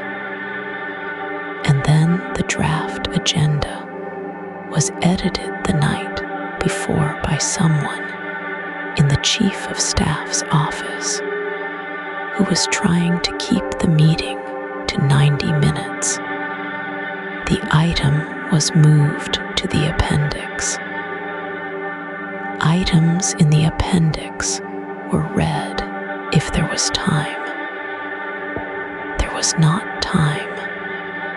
A year had passed since the deck was written. In the spring of 2022, a working group formed. It was called the Sovereign Model Fairness Working Group, and it had 8 members from 4 offices. They met every other Thursday at 7 in the morning London time, which was 2 in the morning in New York and 3 in the afternoon in Singapore. 3 of the 8 members were on the call most weeks. They produced a charter. They produced a list of data sources they would need. They submitted a request for 2 additional headcount. The headcount request landed on a desk in June. In July, the bank announced a hiring freeze. The freeze was not a layoff. It was framed as prudence.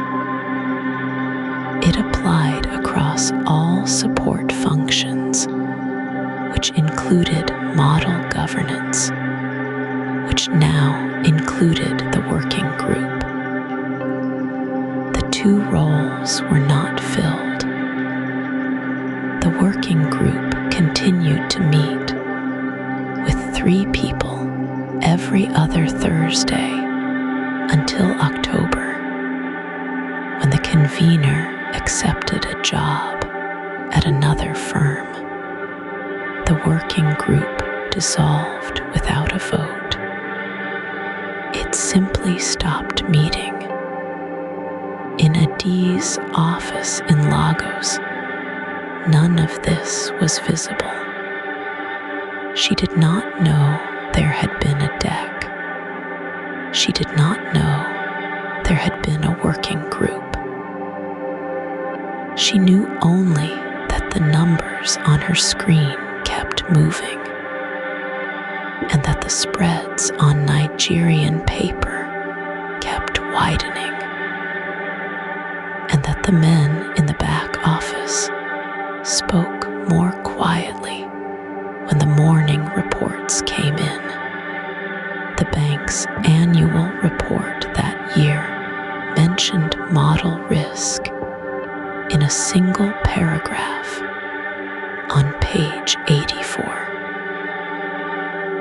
The paragraph said the firm maintained a comprehensive framework for the validation and ongoing monitoring of its quantitative models.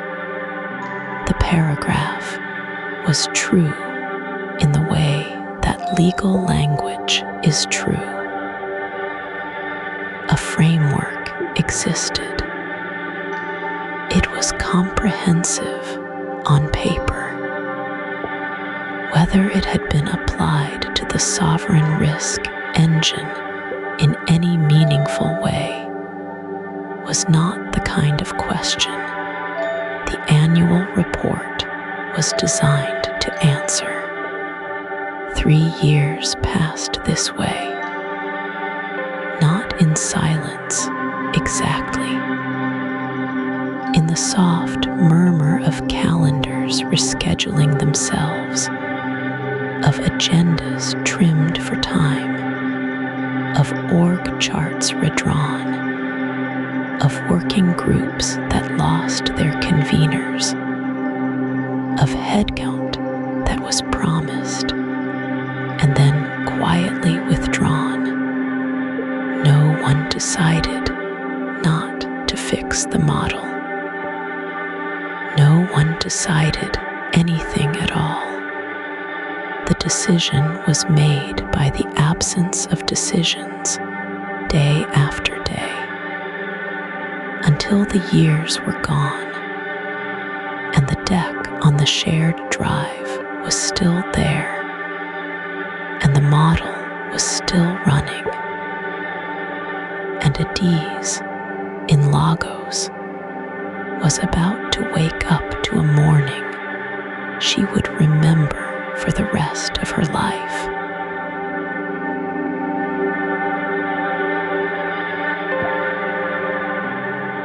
The first call came in on a Wednesday afternoon.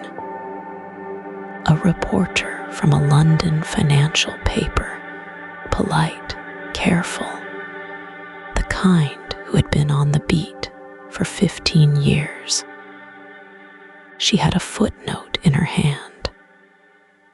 She had 3 sources who would not be named. She wanted to talk about the sovereign risk engine and about a country in West Africa and about a threshold that seemed to move at strange hours. The communications office did not panic. They had a process for this.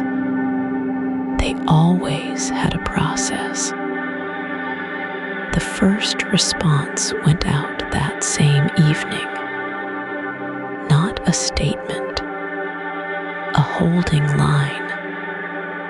The reporter received an email from a senior manager whose title was longer than her sentence.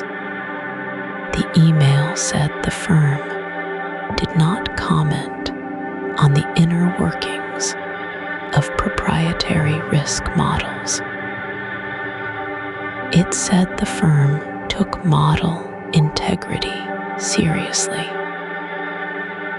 It said the firm was committed to transparency, consistent with regulatory obligations.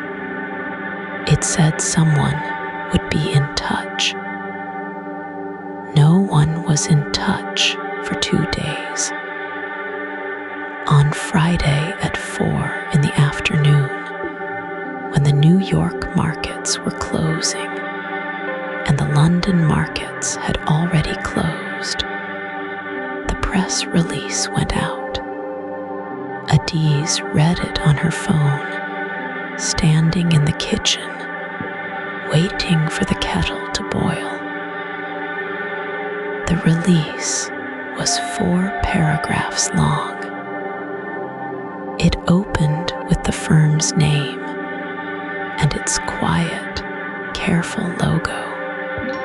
It said the firm had become aware of questions raised regarding certain sovereign risk assessments.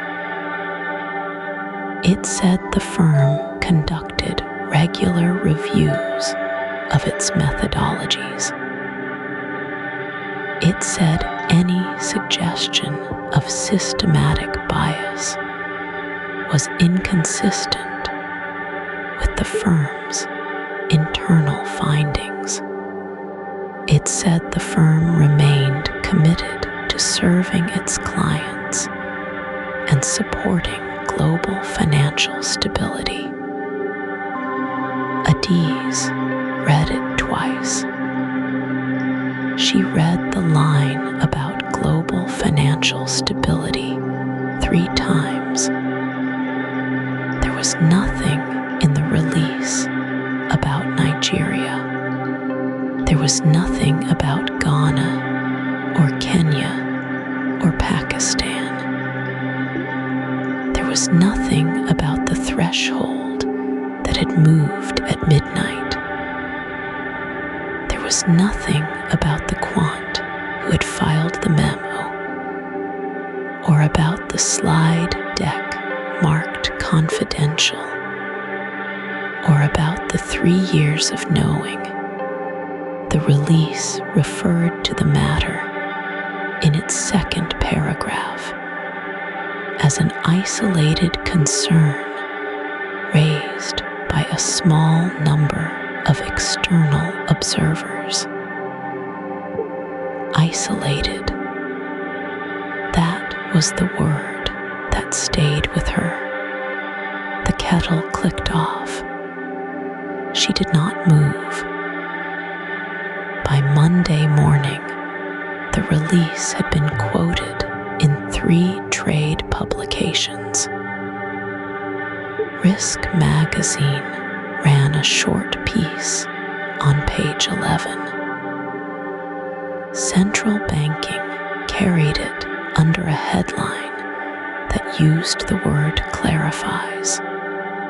A newsletter that bankers read on their commutes summarized it in 2 sentences and moved on to a story about a merger. A regulator in Washington footnoted the statement in a quarterly filing. Footnote 47. The footnote said the firm had publicly addressed concerns regarding its sovereign risk methodology, and that no formal enforcement action was anticipated at this time. The phrase "at this time" did most of the work in that sentence, and no one outside the office that wrote it would ever notice.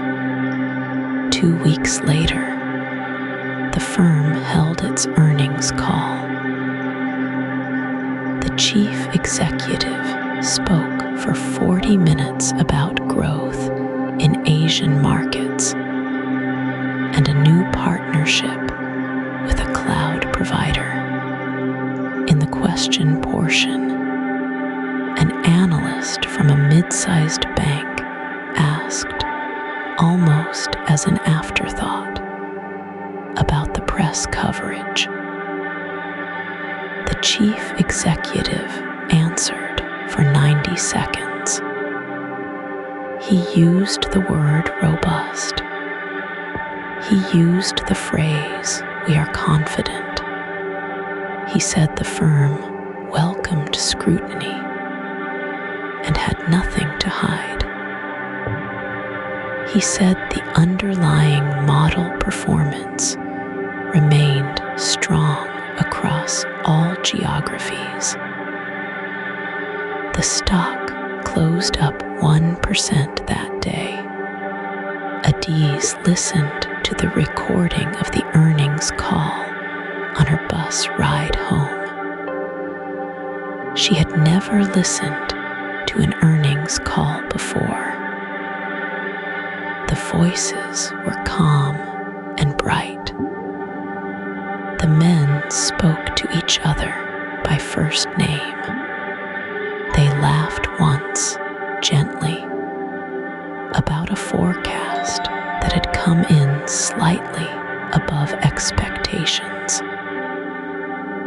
The country where she lived, the country whose currency was now trembling against the dollar, in ways that her ledger could feel before the news could report it, was not mentioned, not by name, not by region, not at all.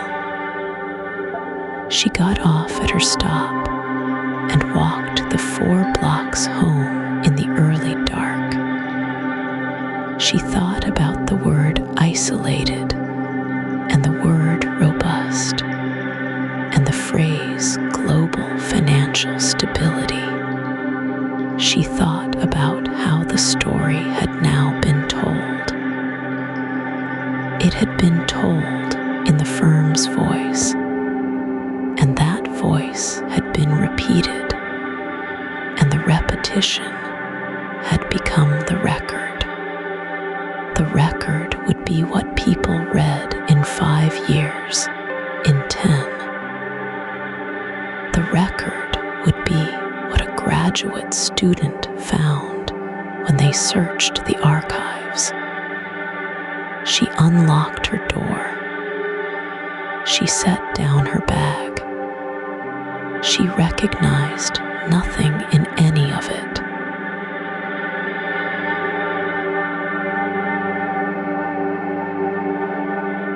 There was supposed to be a watchdog. There usually is. In the world of sovereign credit models, the watchdog has a name. The European Securities and Markets Authority, known by its initials, ESMA. It sits in Paris. It regulates the credit rating agencies that operate inside the European Union. And the sovereign risk engine London and licensed in New York, fell under its supervision because two of its largest clients were rating agencies registered in Frankfurt. ESMA had a tool for this. It was called a thematic review.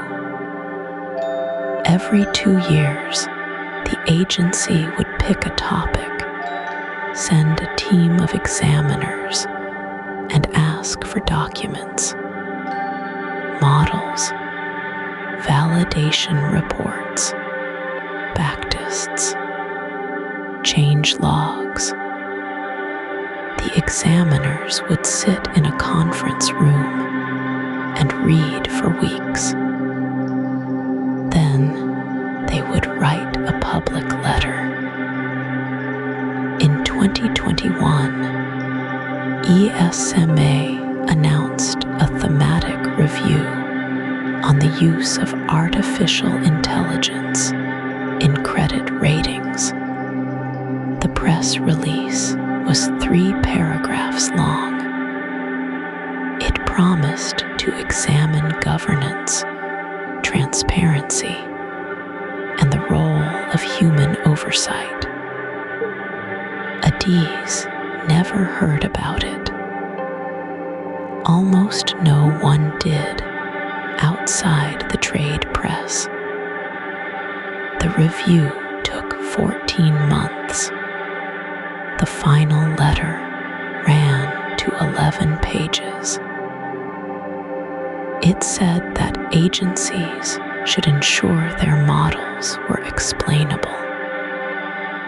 It said that human analysts should remain in the loop. It said that data sources should be documented. It used the word should 41 times. It used the word must 3 times, all in footnotes about record keeping. The sovereign risk engine was mentioned by category, not by name.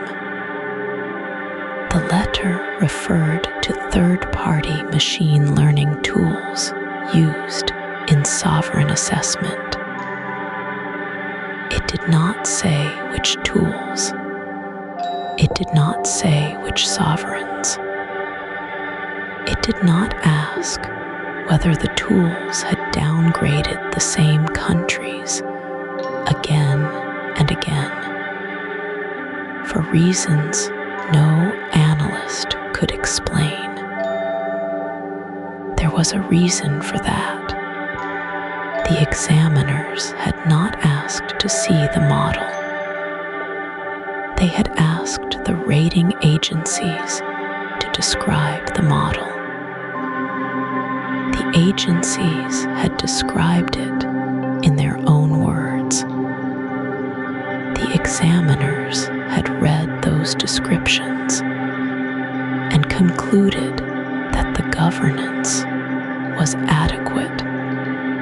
The model itself, the weights and the thresholds and the midnight recalibrations remained behind the vendor's wall.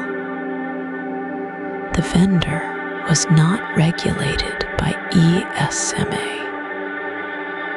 The vendor sold software. Software, under the rules, was a tool. The responsibility lay with the user.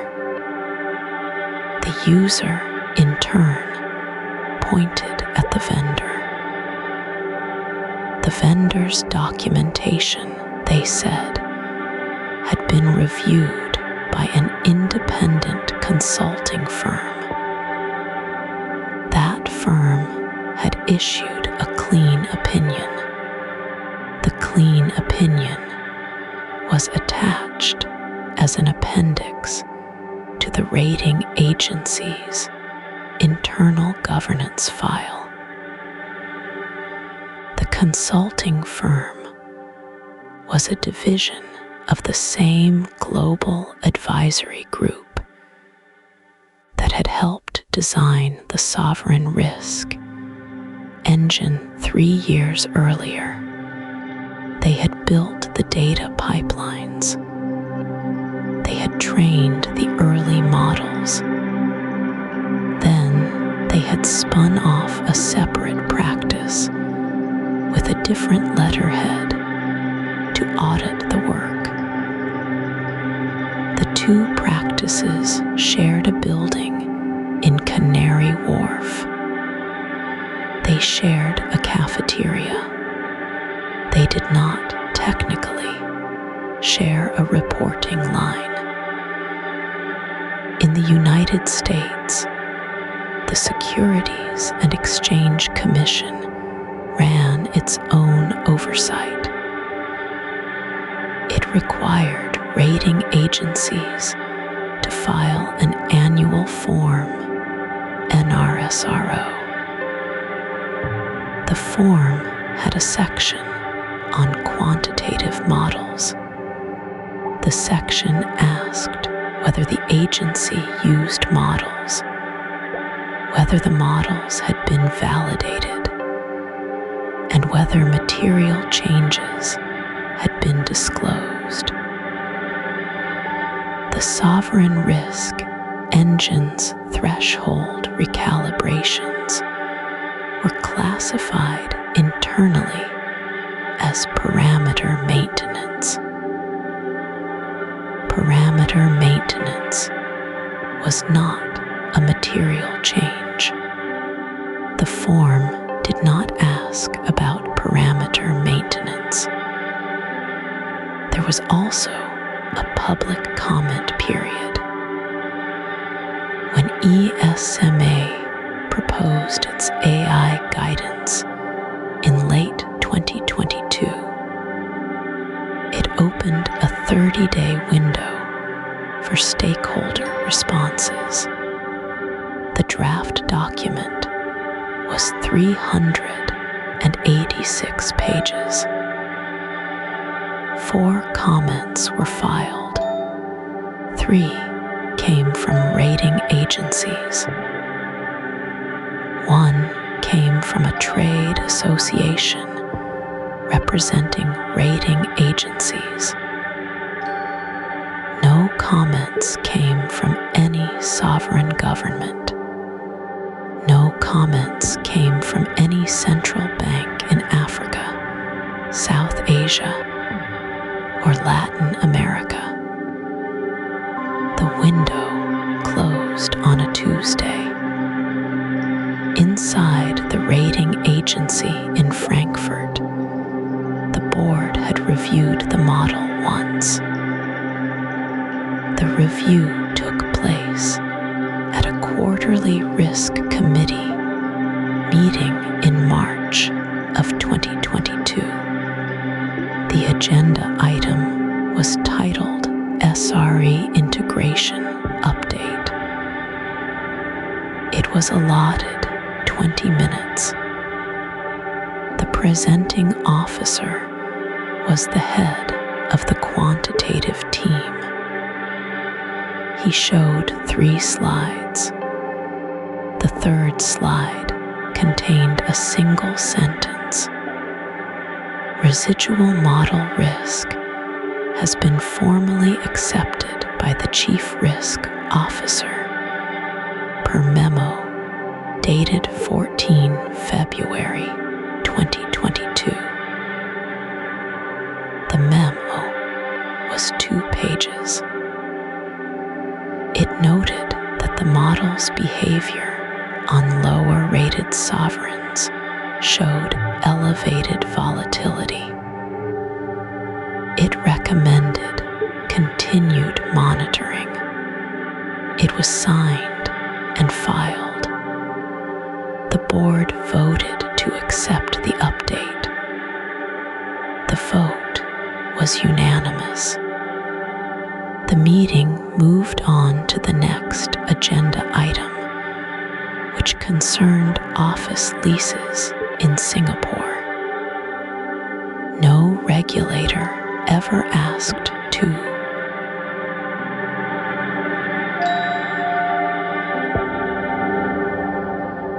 Saturday in Yaba begins with the long call to prayer from the mosque on the next street, and Adaeze hears it before her alarm. She lies still for a moment under the thin sheet. The fan above her bed turns in lazy circles. The blade on the left has been crooked for 2 years, and it ticks once on every rotation. She has stopped noticing the tick, the way you stop noticing the sound of your own breathing. She gets up. The tile floor is cool against her feet. In the kitchen, she boils water in a small steel kettle, and the gas ring hisses blue under the base. She spoons Nescafe into a cup, 2 heaping spoons, and adds 3 of the sweetened powdered milk. It is not good coffee. It is her coffee. She drinks it standing at the window, looking down at the courtyard, where a thin orange cat is washing its face on the warm concrete. Her mother is already awake in the next room. Adaeze can hear her humming along to a radio program, the volume turned low.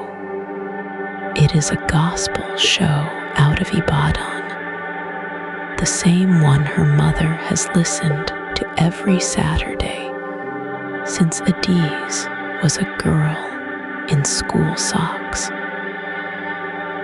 By 8, she is dressed. A blue Ankara wrapper, a white t-shirt, plastic sandals. She takes the woven raffia basket from behind the door and slings it over her shoulder. Her mother gives her a list written in pencil on the back of an old envelope. Onions, pepper, crayfish, 2 tins of tomato, a small bag of rice if the price is reasonable. The handwriting slants down the page like it is tired. The walk to Yaba Market takes 20 minutes if she goes slowly, and today she goes slowly. The morning is already hot. A boy on a bicycle rings his bell at her and laughs as he passes. A man is sweeping the front of a barber shop with a stiff broom, and the dust rises in a small gold cloud where the sunlight catches it. Somewhere a generator coughs to life. She buys plantains from a woman named Bissy, who has known her since she was 10. They do not talk about anything important. They talk about Bissy's daughter, who has moved to Abuja and will not call. They talk about the rains that are late this year. Bissy presses an extra plantain into the basket without charging her, the way she always does, and Adaeze pretends not to notice, the way she always does. The pepper section smells like fire, even from a distance. She squats by a low table and picks through Scotch bonnets, choosing the ones that are firm and the deep color of arterial blood. The seller weighs them on a small brass scale. He uses an old iron weight on the other side, the kind passed down from a father to a son. He wraps the peppers in newspaper. The newspaper is a page from a financial section, and Adaeze sees, without really reading, a headline about the naira holding steady. The seller folds the paper around the peppers and ties it with a thin strip of plantain leaf. At the rice stall, she lifts a handful of grains and lets them fall back. They are clean, long, white. She buys a small bag. The seller calls her sister, the way every seller calls every woman in this market, and she smiles without meaning to. On the walk home, she stops at a roadside woman frying akara in a black pot. The oil pops and sings. She buys 4 for breakfast, wrapped in more newspaper, hot through the paper against her palm.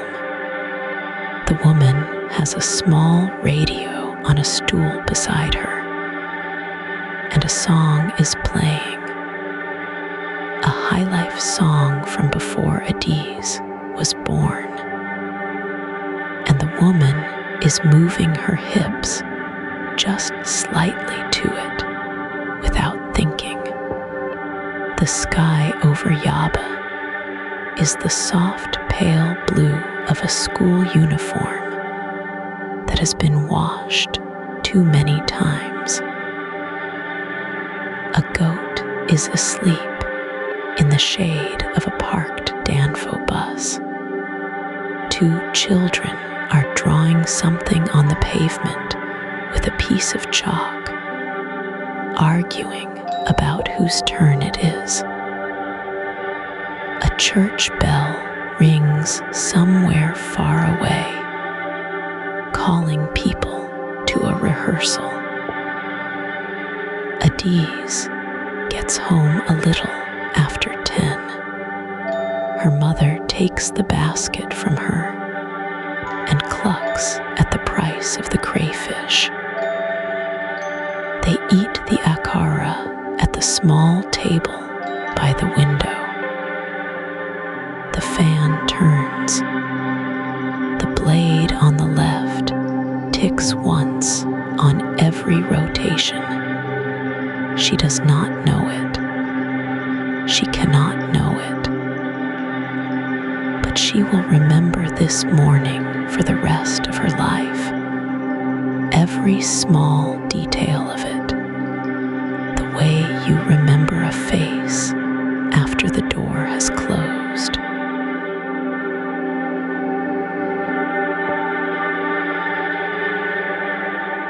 Sunday morning.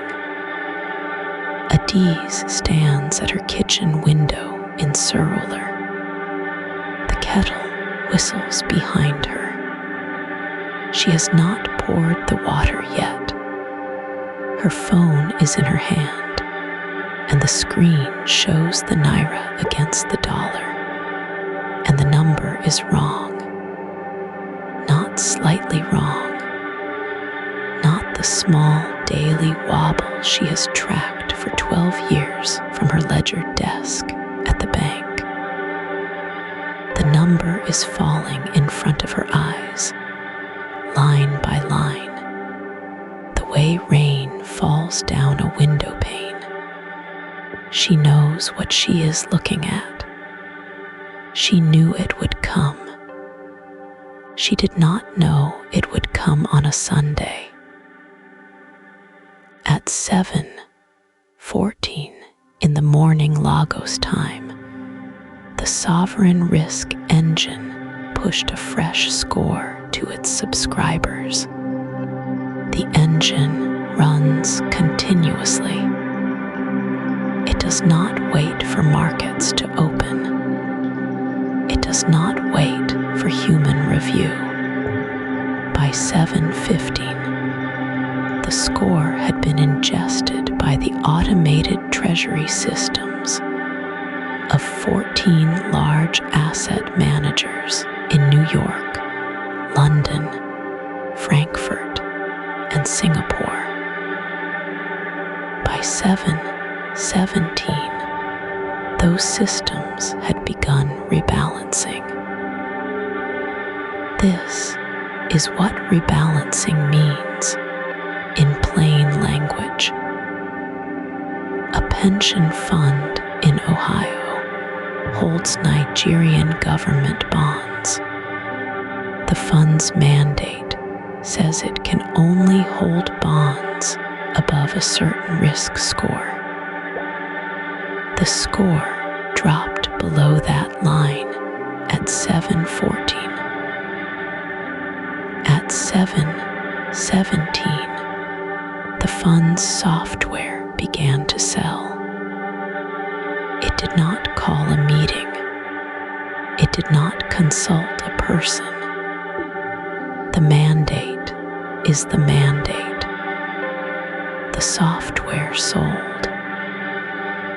Across 14 institutions, the selling happened at roughly the same second, because they all subscribed to the same engine, and the engine had moved the threshold at midnight, and the score had crossed it at dawn.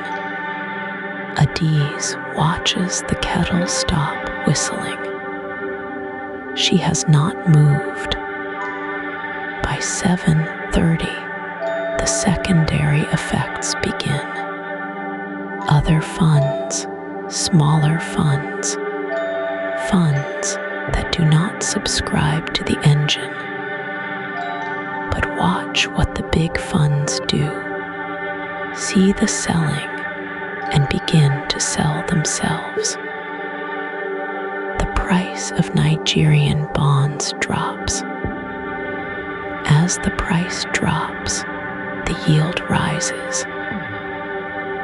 As the yield rises, more automated systems trip more thresholds, and more selling begins. There is a name for this in the textbooks. It is called a cascade. The textbooks describe it calmly, as if from a distance. The capital leaves in an hour. That is the phrase the journalists will use later. It is not a metaphor. Between 7:14 and 8:23, on a Sunday morning, roughly $11 billion exits the Nigerian financial system through automated trades. No human in Lagos approves any of it. No human anywhere is asked. By 8 o'clock, the central bank's overnight desk is calling people at home. Adaeze's manager, Mr. Bassi, is one of the people they call. He calls her 10 minutes later. His voice is steady, but the steadiness is the kind that costs effort. He tells her to come in, not Monday. Now, she takes a taxi because the buses are slow on Sunday. The driver has the radio on The presenter is reading the exchange rate every 2 minutes. By the time Adaeze reaches Victoria Island, the naira has fallen by 1/3 against the dollar. By the time she walks into the lobby, it has fallen by 40%. This is what that means for the people she knows. Her cousin Ifoma runs a small pharmacy in Aba. She imports most of her stock. By Tuesday, her supplier will demand payment in dollars at the new rate, and she will not have it, and her shelves will start to empty. Her aunt's school in Enugu, which had taken a loan in dollars 2 years ago because the rate was better, now owes more than twice what it owed yesterday. The school will close in 6 weeks. The teachers, 11 of them, will lose their jobs. 300 children will be sent home. Across the country, fuel importers will pause shipments because they cannot price the next delivery. Diesel will run short within 4 days. Hospitals on generators will begin to ration. 2 clinics in Kano will lose power to their cold storage and lose a month of vaccines. A man in Ibadan, 63 years old, on dialysis 3 times a week, will be told on Thursday that the imported filters have not arrived, and the schedule is being cut to twice. He will not see Christmas. None of these people did anything wrong. They did not borrow recklessly. They did not bet against their currency. They woke up on a Sunday in a country whose risk score had been adjusted by a model they had never heard of, owned by a company they could not name, sold to clients on 3 other continents. Adaeze rides the elevator to the 7th floor.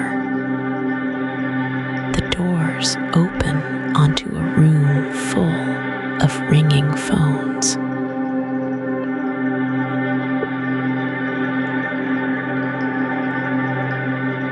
Adaeze woke on Monday morning to a sound she had never heard on her street before.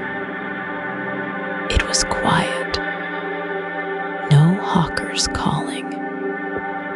No buses honking on the corner of Ikoradu Road. Just the low hum of a generator 2 houses down, and the wind moving through the curtains she had forgotten to close. She reached for her phone. The naira had fallen another 12% overnight. The exchange rate scrolled across her screen in red. She sat up slowly, her feet finding the cool tile, and she thought about the money she had in her account and how much less of it she now owned. The press conference was at 10. She watched it on her phone while the kettle warmed. The finance minister stood at a podium in Abuja. flanked by two men in dark suits. He spoke about market volatility. He spoke about international confidence. He used the word temporary 4 times in 6 minutes. Behind him, the flag hung very still. A reporter from Channel News asked who was responsible for the rating change. The minister said the matter was under review. He did not say the name of the company. He did not say the name of the model. He thanked everyone for coming and left without taking another question. Adaeze walked to the market on Mendy Street that afternoon. The rice seller, Mama Bose, was sitting on her stool with her arms crossed. The bags behind her were the same bags from Friday. The prices on the cardboard sign had been crossed out twice. Gary had doubled. Powdered milk was gone. Cooking oil sat behind the counter now, and you had to ask for it by name. They came this morning, Mama Bose said. 3 lorries. Bought everything for the hotels. She shook her head. By Tuesday, nothing. Adaeze bought what she could carry. She paid in cash because the card machines at the kiosk had stopped working around lunchtime. The boy at the till counted her notes twice and apologized for the delay. That evening, the news led with the crash for 11 minutes. There were clips of traders shouting on the floor in London. There were graphs that went down and to the right. There was a brief interview with an analyst at Moody's who said the downgrade reflected deteriorating fundamentals. The anchor moved on to a story about a football transfer. By Wednesday, the lead story was the football transfer. Adaeze's mother called from Enugu. The hospital had run out of insulin for the diabetic ward. The pharmacy 2 streets over was rationing antibiotics. Her aunt had been told her cataract surgery was postponed indefinitely because the imported lenses had not cleared customs, and now no one could afford to clear them. At work, the office was half empty. 2 of the junior analysts had not come in. The senior partner gathered everyone in the conference room and said the firm would honor all salaries for the month. He did not say anything about the month after. A class action was filed on Thursday in a federal court in New York. The plaintiffs were 3 pension funds from Lagos, Accra, and Nairobi. The defendant was the ratings firm and the consultancy that had built the sovereign risk engine. The complaint ran to 400 pages. Adaeze read the summary on her lunch break. It used the phrase reckless deployment 11 times. The Securities and Exchange Commission in Washington announced an inquiry on Friday afternoon. A spokeswoman said the agency would examine the methodology and disclosure practices of automated sovereign ratings. She did not commit to a timeline.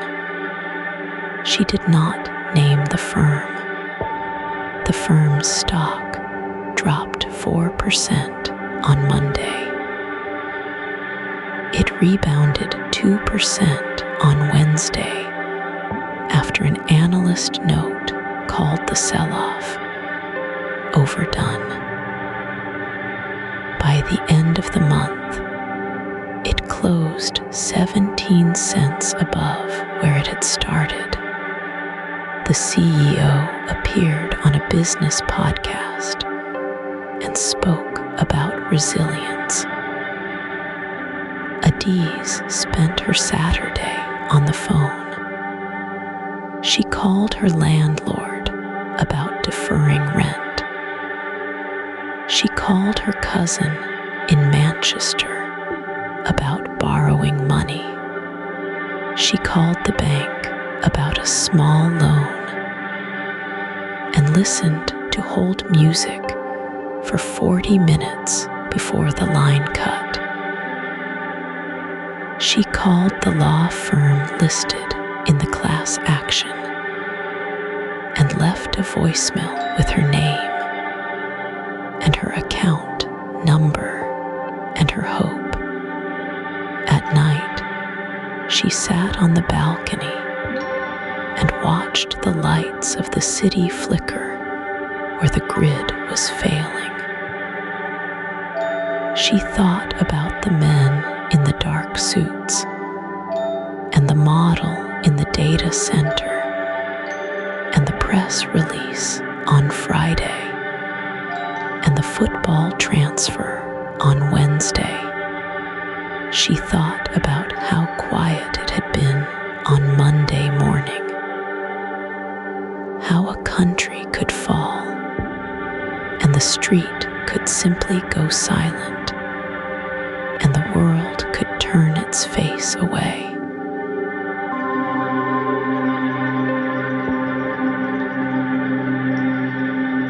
Let's step outside the story for a moment. Adaeze is not a real person. Her ledger, her apartment in Yaba, her walk to the bus stop on the morning the currency fell, those details belong to fiction. But the machinery underneath her story is real. The models are real. The ratings are real. The harm is real. And the documentation, if you go looking for it, is sitting in plain sight. The credit rating agencies that score the debt of nations are 3: Standard and Poor's, Moody's, Fitch. Together, they rate almost every sovereign bond on Earth. For decades, they did this work with analysts, committees, and country visits. Then, slowly, quietly, they began folding machine learning models into the process. Moody's acquired a firm called Risk First in 2019. S&P Global purchased the data company IHS Markit in 2022 for $44 billion. Fitch built out its Fitch Solutions arm with automated scoring tools. The agencies say humans still make the final call. The inputs that shape that call are increasingly generated by algorithms the public cannot see. In 2020, during the first months of the pandemic, those agencies downgraded the sovereign debt of dozens of countries in rapid succession.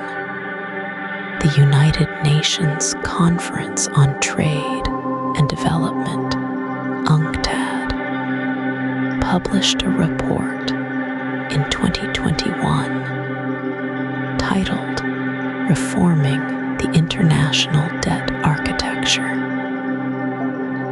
It found that between March and July of 2020, the three agencies issued 125 sovereign rating actions. The overwhelming majority were downgrades. The majority of those downgrades hit developing countries. Africa, in particular, absorbed a wave of credit cuts during the worst global health crisis in a century. At the exact moment those countries needed to borrow to keep their hospitals running, the cost was measurable. A 2021 study from the United Nations Development Program estimated that biased credit ratings cost African countries roughly $75 billion in excess interest payments and lost lending capacity. $75 billion. That is more than the entire annual health budget of every country south of the Sahara combined. Researchers at the University of Cambridge, in a paper titled The Subjectivity of Sovereign Credit Ratings, found that even when controlling for every objective economic indicator the agencies claim to use, African nations were rated lower than statistically comparable countries elsewhere. The gap had no economic explanation. It only had an algorithmic one. In 2023, the African Peer Review Mechanism, an arm of the African Union, issued a formal complaint. The complaint argued that the rating agencies were using opaque models, were not subject to meaningful oversight on the continent, and were assigning scores that did not reflect underlying fundamentals. Trevor Manuel, the former finance minister of South Africa, said at the launch event, "We are being judged by machines we cannot see, using data we cannot verify, by companies we cannot question." That quote is in the public record. He said it in Addis Ababa in March of that year. The story of automated downgrades cascading into capital flight is also documented sovereign debt in November of 2020, the first African country to do so during the pandemic. Ghana followed in December of 2022. Sri Lanka in May of 2022. In each case, a rating action preceded the run. In each case, foreign investors moved billions of dollars out of the country within days. In each case, the local currency collapsed. Imported goods became unaffordable, and ordinary people, clerks, nurses, teachers, drivers, saw their savings lose half their value before the end of the week.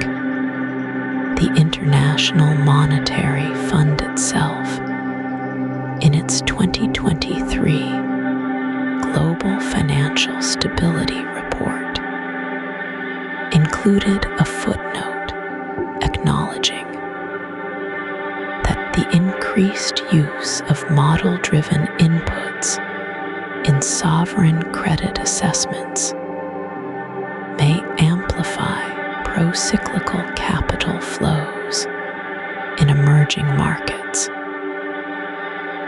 That is the language of an institution being careful. Translated, it means the machines are making the panic worse, and the panic is hitting the poorest countries hardest. None of this is speculation. None of it is science fiction. The sovereign risk engine in our story is invented. The class of system it represents is not. Bloomberg, MSCI, S&P, Moody's, Fitch, and a dozen smaller firms all sell sovereign risk products built on machine learning. Pension funds use them. Central banks consult them. Treasury desks rely on them. And the countries being scored almost never get to see the inputs. Adaeze is fictional. The clerk in Lagos who watched her savings evaporate is fictional. But there are millions of clerks and nurses and drivers and shopkeepers across the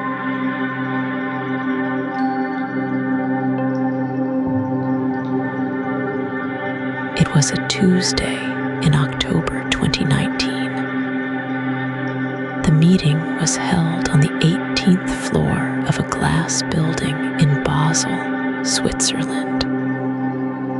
The room had a long oak table and 12 chairs. A pot of coffee sat on a side cabinet.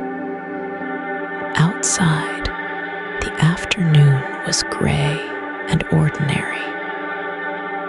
The committee was a sub-working group of the Financial Stability Board. Their job that day was small. They had to vote on whether to recommend a new rule. The rule was technical. It had a long name. But what it asked for was simple. It asked that any machine learning model used to assign sovereign credit ratings be subject to an annual independent audit. The audit would check the model for bias against low-income countries. It would check whether the inputs included things like social media sentiment, satellite data of nighttime lights, and shipping container movements. It would check whether those inputs hurt some nations more than others. The audit report would be made public. That was the whole rule. 1 page, 7 paragraphs. The meeting started at 2 in the afternoon. There were 11 people in the room. 6 were regulators from central banks. 3 were from finance ministries. 2 were observers from private rating agencies. They were not supposed to vote, but they were allowed to speak. The chair opened by saying they had a tight agenda. There were 4 items. The audit proposal was item 3. By the time they reached item 3, it was almost 5. People were tired. Someone had ordered sandwiches that nobody ate. A woman from the Bank of England raised a concern. She said the audit requirement, as written, would be costly for the rating firms. She suggested softening the language. Instead of annual independent audit, she proposed periodic internal review. A man from a private agency nodded. He said his firm already conducted internal reviews. He said adding an outside layer would slow down the ratings process. He said in a fast-moving market, that delay could itself cause instability. Nobody in the room disagreed out loud. The Brazilian observer looked at her papers. The South African delegate checked his phone. The chair noted the suggestion and asked if there was support for the softer wording. 5 hands went up, then a 6th. The motion to amend passed. What was voted on at the end was no longer an audit. It was a suggestion. It said that firms should consider reviewing their models for fairness.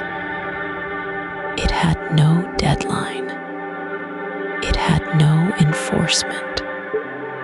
It had no public reporting requirement.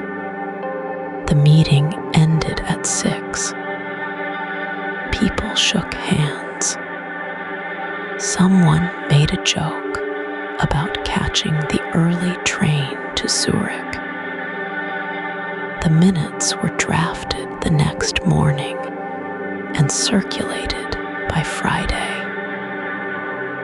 There was a woman in the room named Adaeze, did not know existed.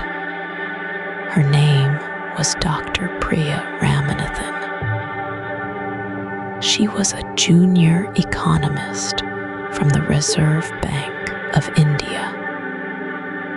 She had flown in for the meeting.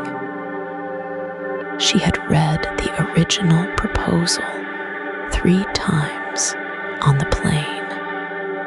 She believed in it. She had even prepared remarks. But she was the most junior person in the room. When the amendment came up, she She did not raise her hand. She did not say what she had planned to say. She told herself she would raise it next time in writing through the proper channel. She did write the memo 6 weeks later. It was 13 pages long. It cited 4 studies. It was filed into the working group's document archive. The archive was not public. The memo was read by 2 people. Neither of them was on the committee anymore. That was the fork, not a treaty, not a summit, a subcommittee, an amendment, a vote that took less than 90 seconds. A junior economist who decided to be polite. If the original rule had passed, the sovereign risk engine would have been audited in 2020. The audit would have flagged the satellite light inputs. It would have flagged the social sentiment inputs. It would have asked why 15 African nations received identical downgrade signals in the same quarter. The findings would have been published. Regulators would have asked questions. The firms would have had to answer. None of that happened. The softer language gave the firms cover. Internal reviews were performed. They were not shared. The model kept running. The thresholds kept moving. The downgrades kept coming. 3 years later, on a Monday in March, the Naira fell 40% against the dollar in a single morning. Adaeze sat at her kitchen table in Lagos and watched the number change on her phone. She did not know about the meeting in Basel.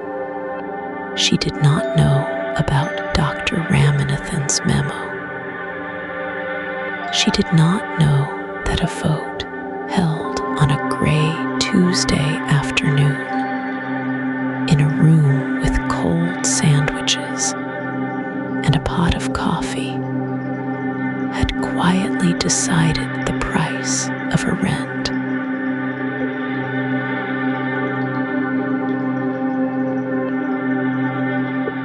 Adaeze keeps a folder now, a plain manila folder, the kind she used to file invoices in at the bank.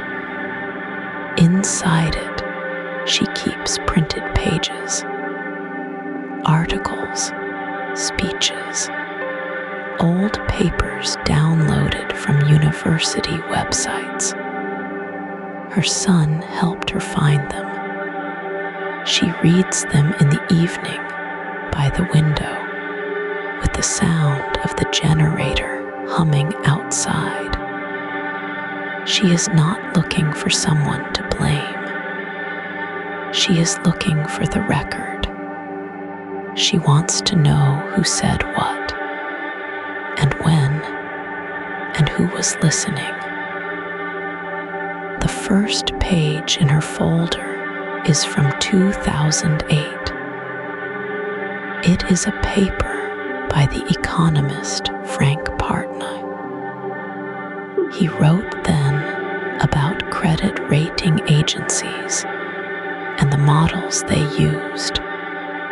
He called them, in plain words, the gatekeepers who failed. He warned that a small number of firms using a small number of models, were making decisions that moved trillions of dollars. He wrote that the models were treated as objective when they were not. The paper was read. It was cited. The models kept running. The second page is from 2011. Carmen Reinhart and Kenneth Rogoff, two economists at Harvard, published work on sovereign debt and the way markets misread risk in poor countries. Reinhart said in an interview that year, markets tend to treat emerging economies as a single asset class, and when they run together. She meant that when one country fell, the algorithms would mark down the others. She said this 13 years before the morning Adaeze watched the Naira collapse. The warning was filed. The models kept running.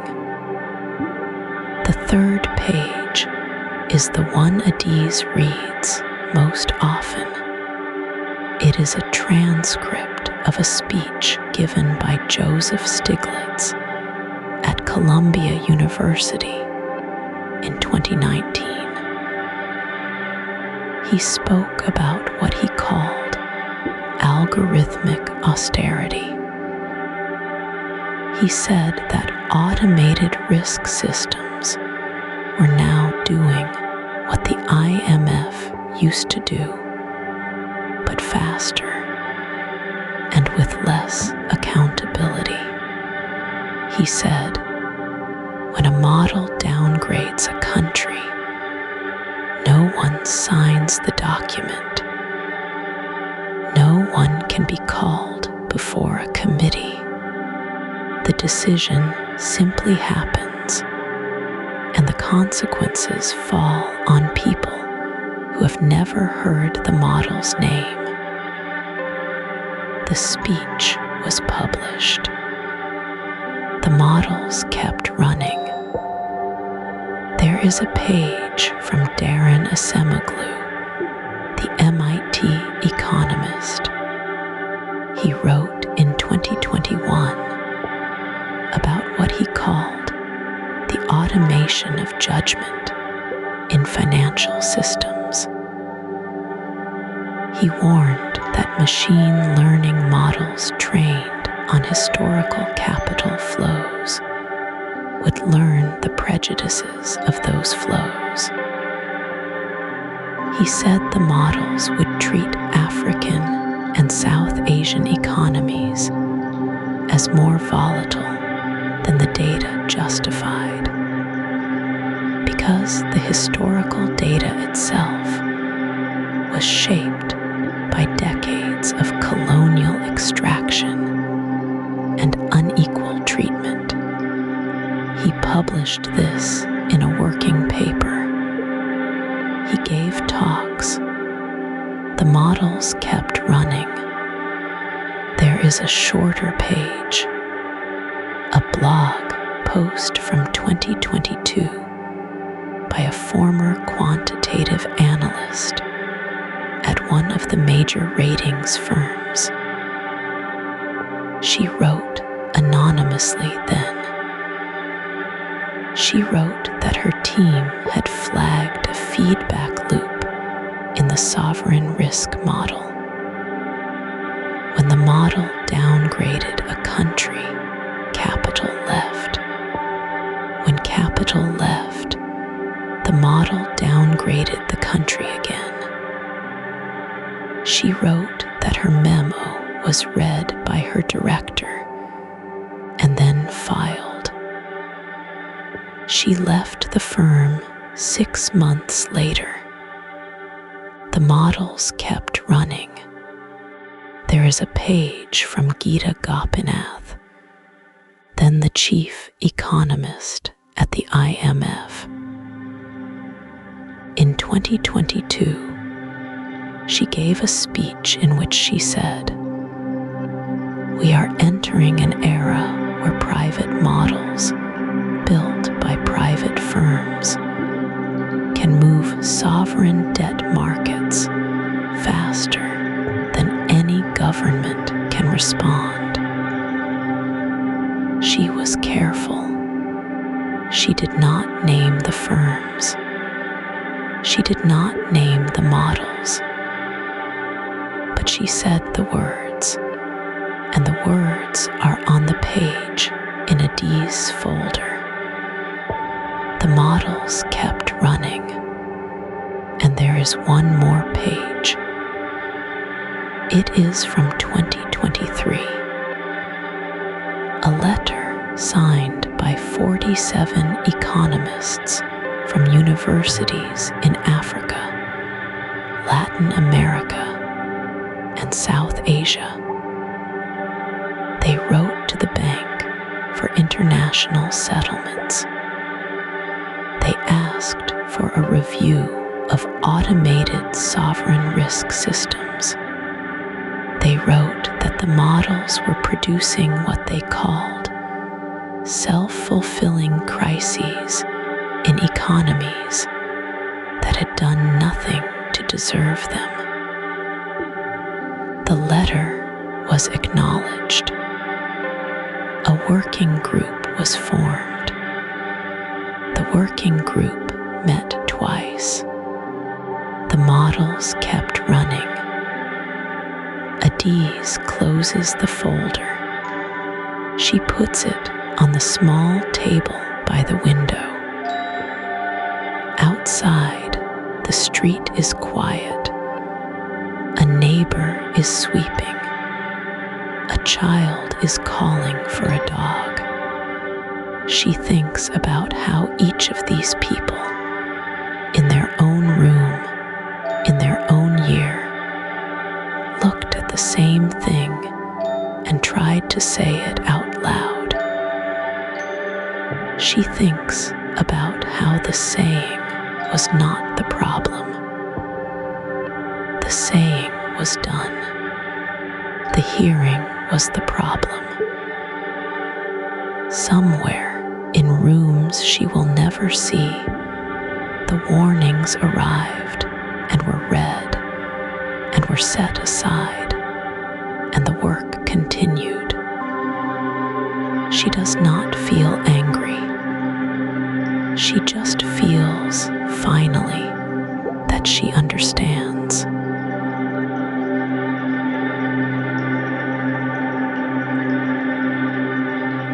Imagine for a moment the same building on Threadneedle Street, the same sovereign risk engine humming in the same server room, the same quants in the same chairs, drinking the same bad coffee from the same machine on the 4th floor. Nothing futuristic. No miracle technology arrives from outside. Imagine only that the meeting that ended at 6 instead ended at midnight. Imagine the quant who filed the memo is not walked out of the building, but heard. Imagine someone in a corner office picks up the slide deck marked confidential, reads it twice, and instead of stamping it closed, writes a single sentence at the top. We will not ship the model in its current form. That is the only thing that changes. Everything else flows from there. The product launch is delayed by a year. The press release on Friday is a different press release. bonuses are smaller. A vice president loses a promotion he expected. Someone good, somewhere, quits in frustration. None of that is a fairy tale. It is the cost of doing it right, and it is a cost the firm could have paid. In this version, the engine still exists. It still rates sovereign debt. It still runs on the same data. But the threshold no longer moves at midnight without a human looking at it. A junior analyst, paid badly, but paid, reviews each downgrade before it goes live. The model flags a country. A person reads the flag. The person calls the desk in Lagos. The desk in Lagos calls back with context the model could not see. A bridge project, a harvest, a new finance minister with a credible plan. The downgrade waits a week. Sometimes the downgrade still happens. Sometimes it does not. That is what oversight looks like. It is not glamorous. It is a person at a desk, slowing the machine down by the smallest amount that matters. In this version, the IMF footnotes from 2019 are read, not buried. Stiglitz gives his lecture, and someone from the firm is in the audience taking notes, and those notes make it into a memo, and the memo makes it into a model revision. The regulators in 3 capitals send a letter politely asking for the methodology. The firm answers. The methodology improves. None of this makes the news. None of it goes viral.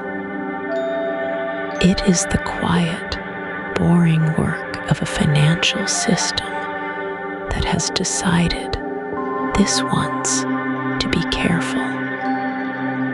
And so, on the morning the currency would have fallen, it does not fall. The capital does not leave in an hour, because there is no sudden signal telling every fund on earth to run for the same door at the same second. Money still moves. Markets still correct. The Naira still has a hard month, maybe a hard quarter.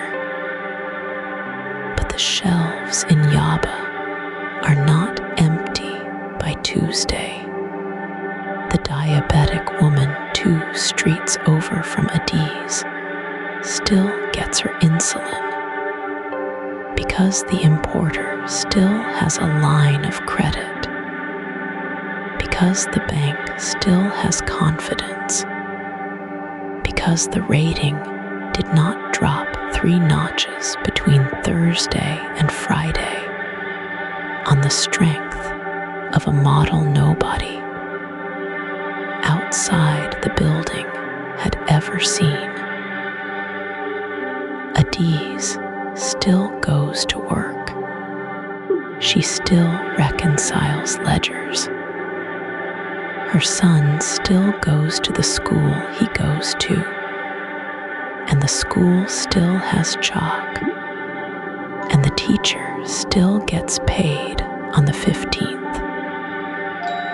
nothing in her life is remarkable. That is the point. The catastrophe is the thing that did not happen. And because it did not happen, no one will ever write a book about it. No documentary. No hearings. No one will thank the Quant who filed the memo, because there will be nothing visible to thank her for. She will retire at 62 from a mid-level position, slightly bitter that she never made managing director, and the world she helped preserve will never know her name. That is the version that was available. It was not utopian. It did not require a different species of human or a different kind of capitalism. It required one company in one quarter to choose the slower number over the faster one.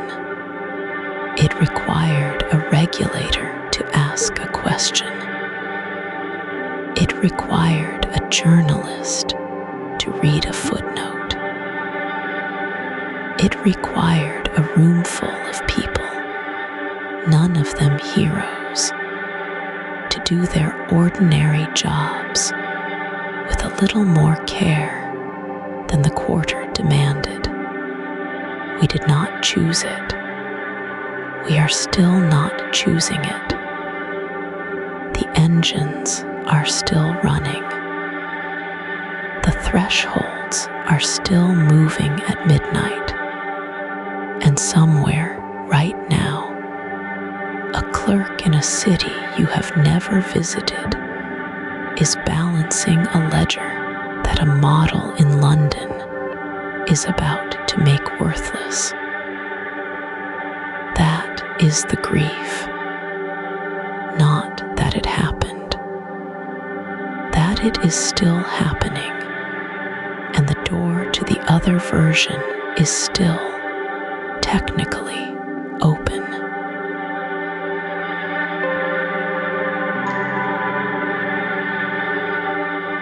So this is what you know now.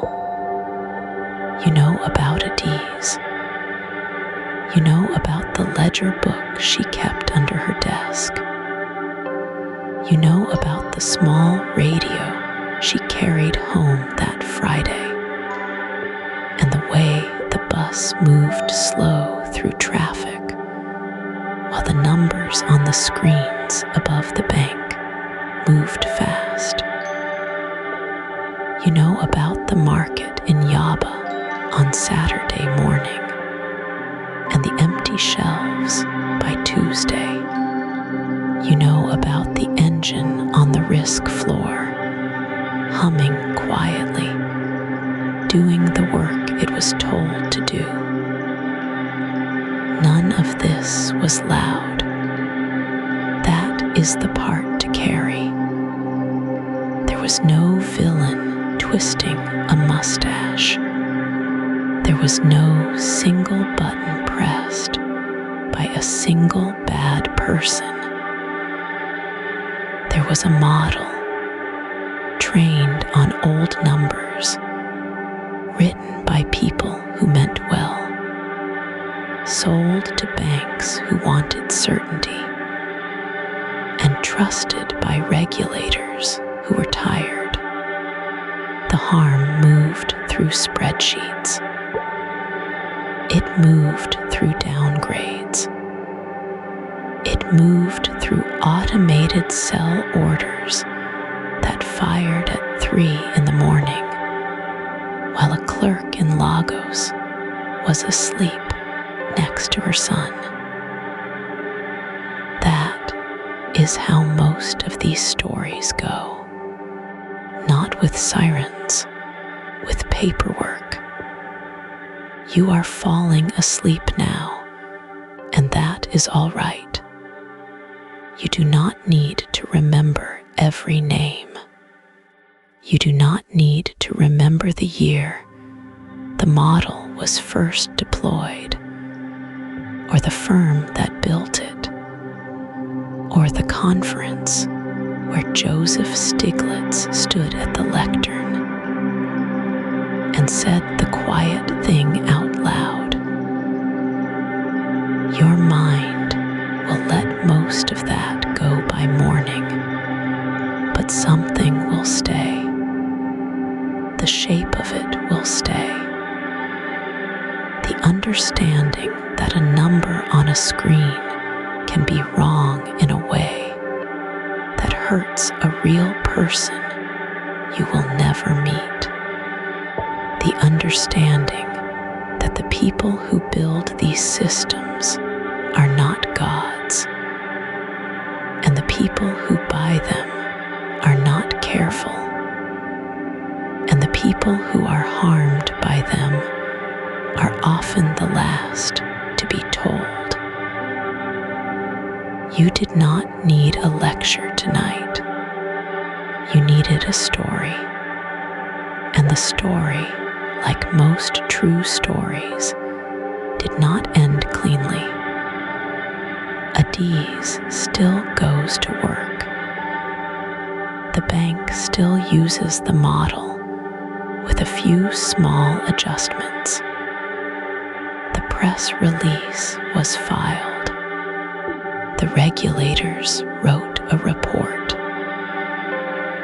The currency slowly found a new floor, lower than before, and people learned to live on what was left. That is the part that is hard to sit with, not the catastrophe, the ordinariness of the aftermath. You can rest now. The story is done for tonight, and the next one will be different. A different city, a different worker, a different machine doing a different quiet harm. But the shape will be familiar, and you will recognize it sooner because you sat with this one. I am glad you let me tell it to you. I am glad you stayed. Whatever is waiting for you tomorrow, the commute, the shift, the inbox, the small decisions made by systems you did not choose. You will move through it with a little more of your eyes open, not afraid, just awake in the parts that matter. Let your shoulders drop. Let the pillow take the weight of your head. The room is warm. The door is closed. Nothing in this story can reach you here. Adaeze closed her ledger book that night, after the market, after the bus, after she fed her son and washed the plates and turned off the small kitchen light. She sat for a while in the dark. She did not cry. She did not call anyone. She just sat, and she understood, in the way that working people often understand things, that the world had changed in a way no one would ever explain to her properly. And then she went to bed. You can go to bed now too. The numbers will keep moving while you sleep.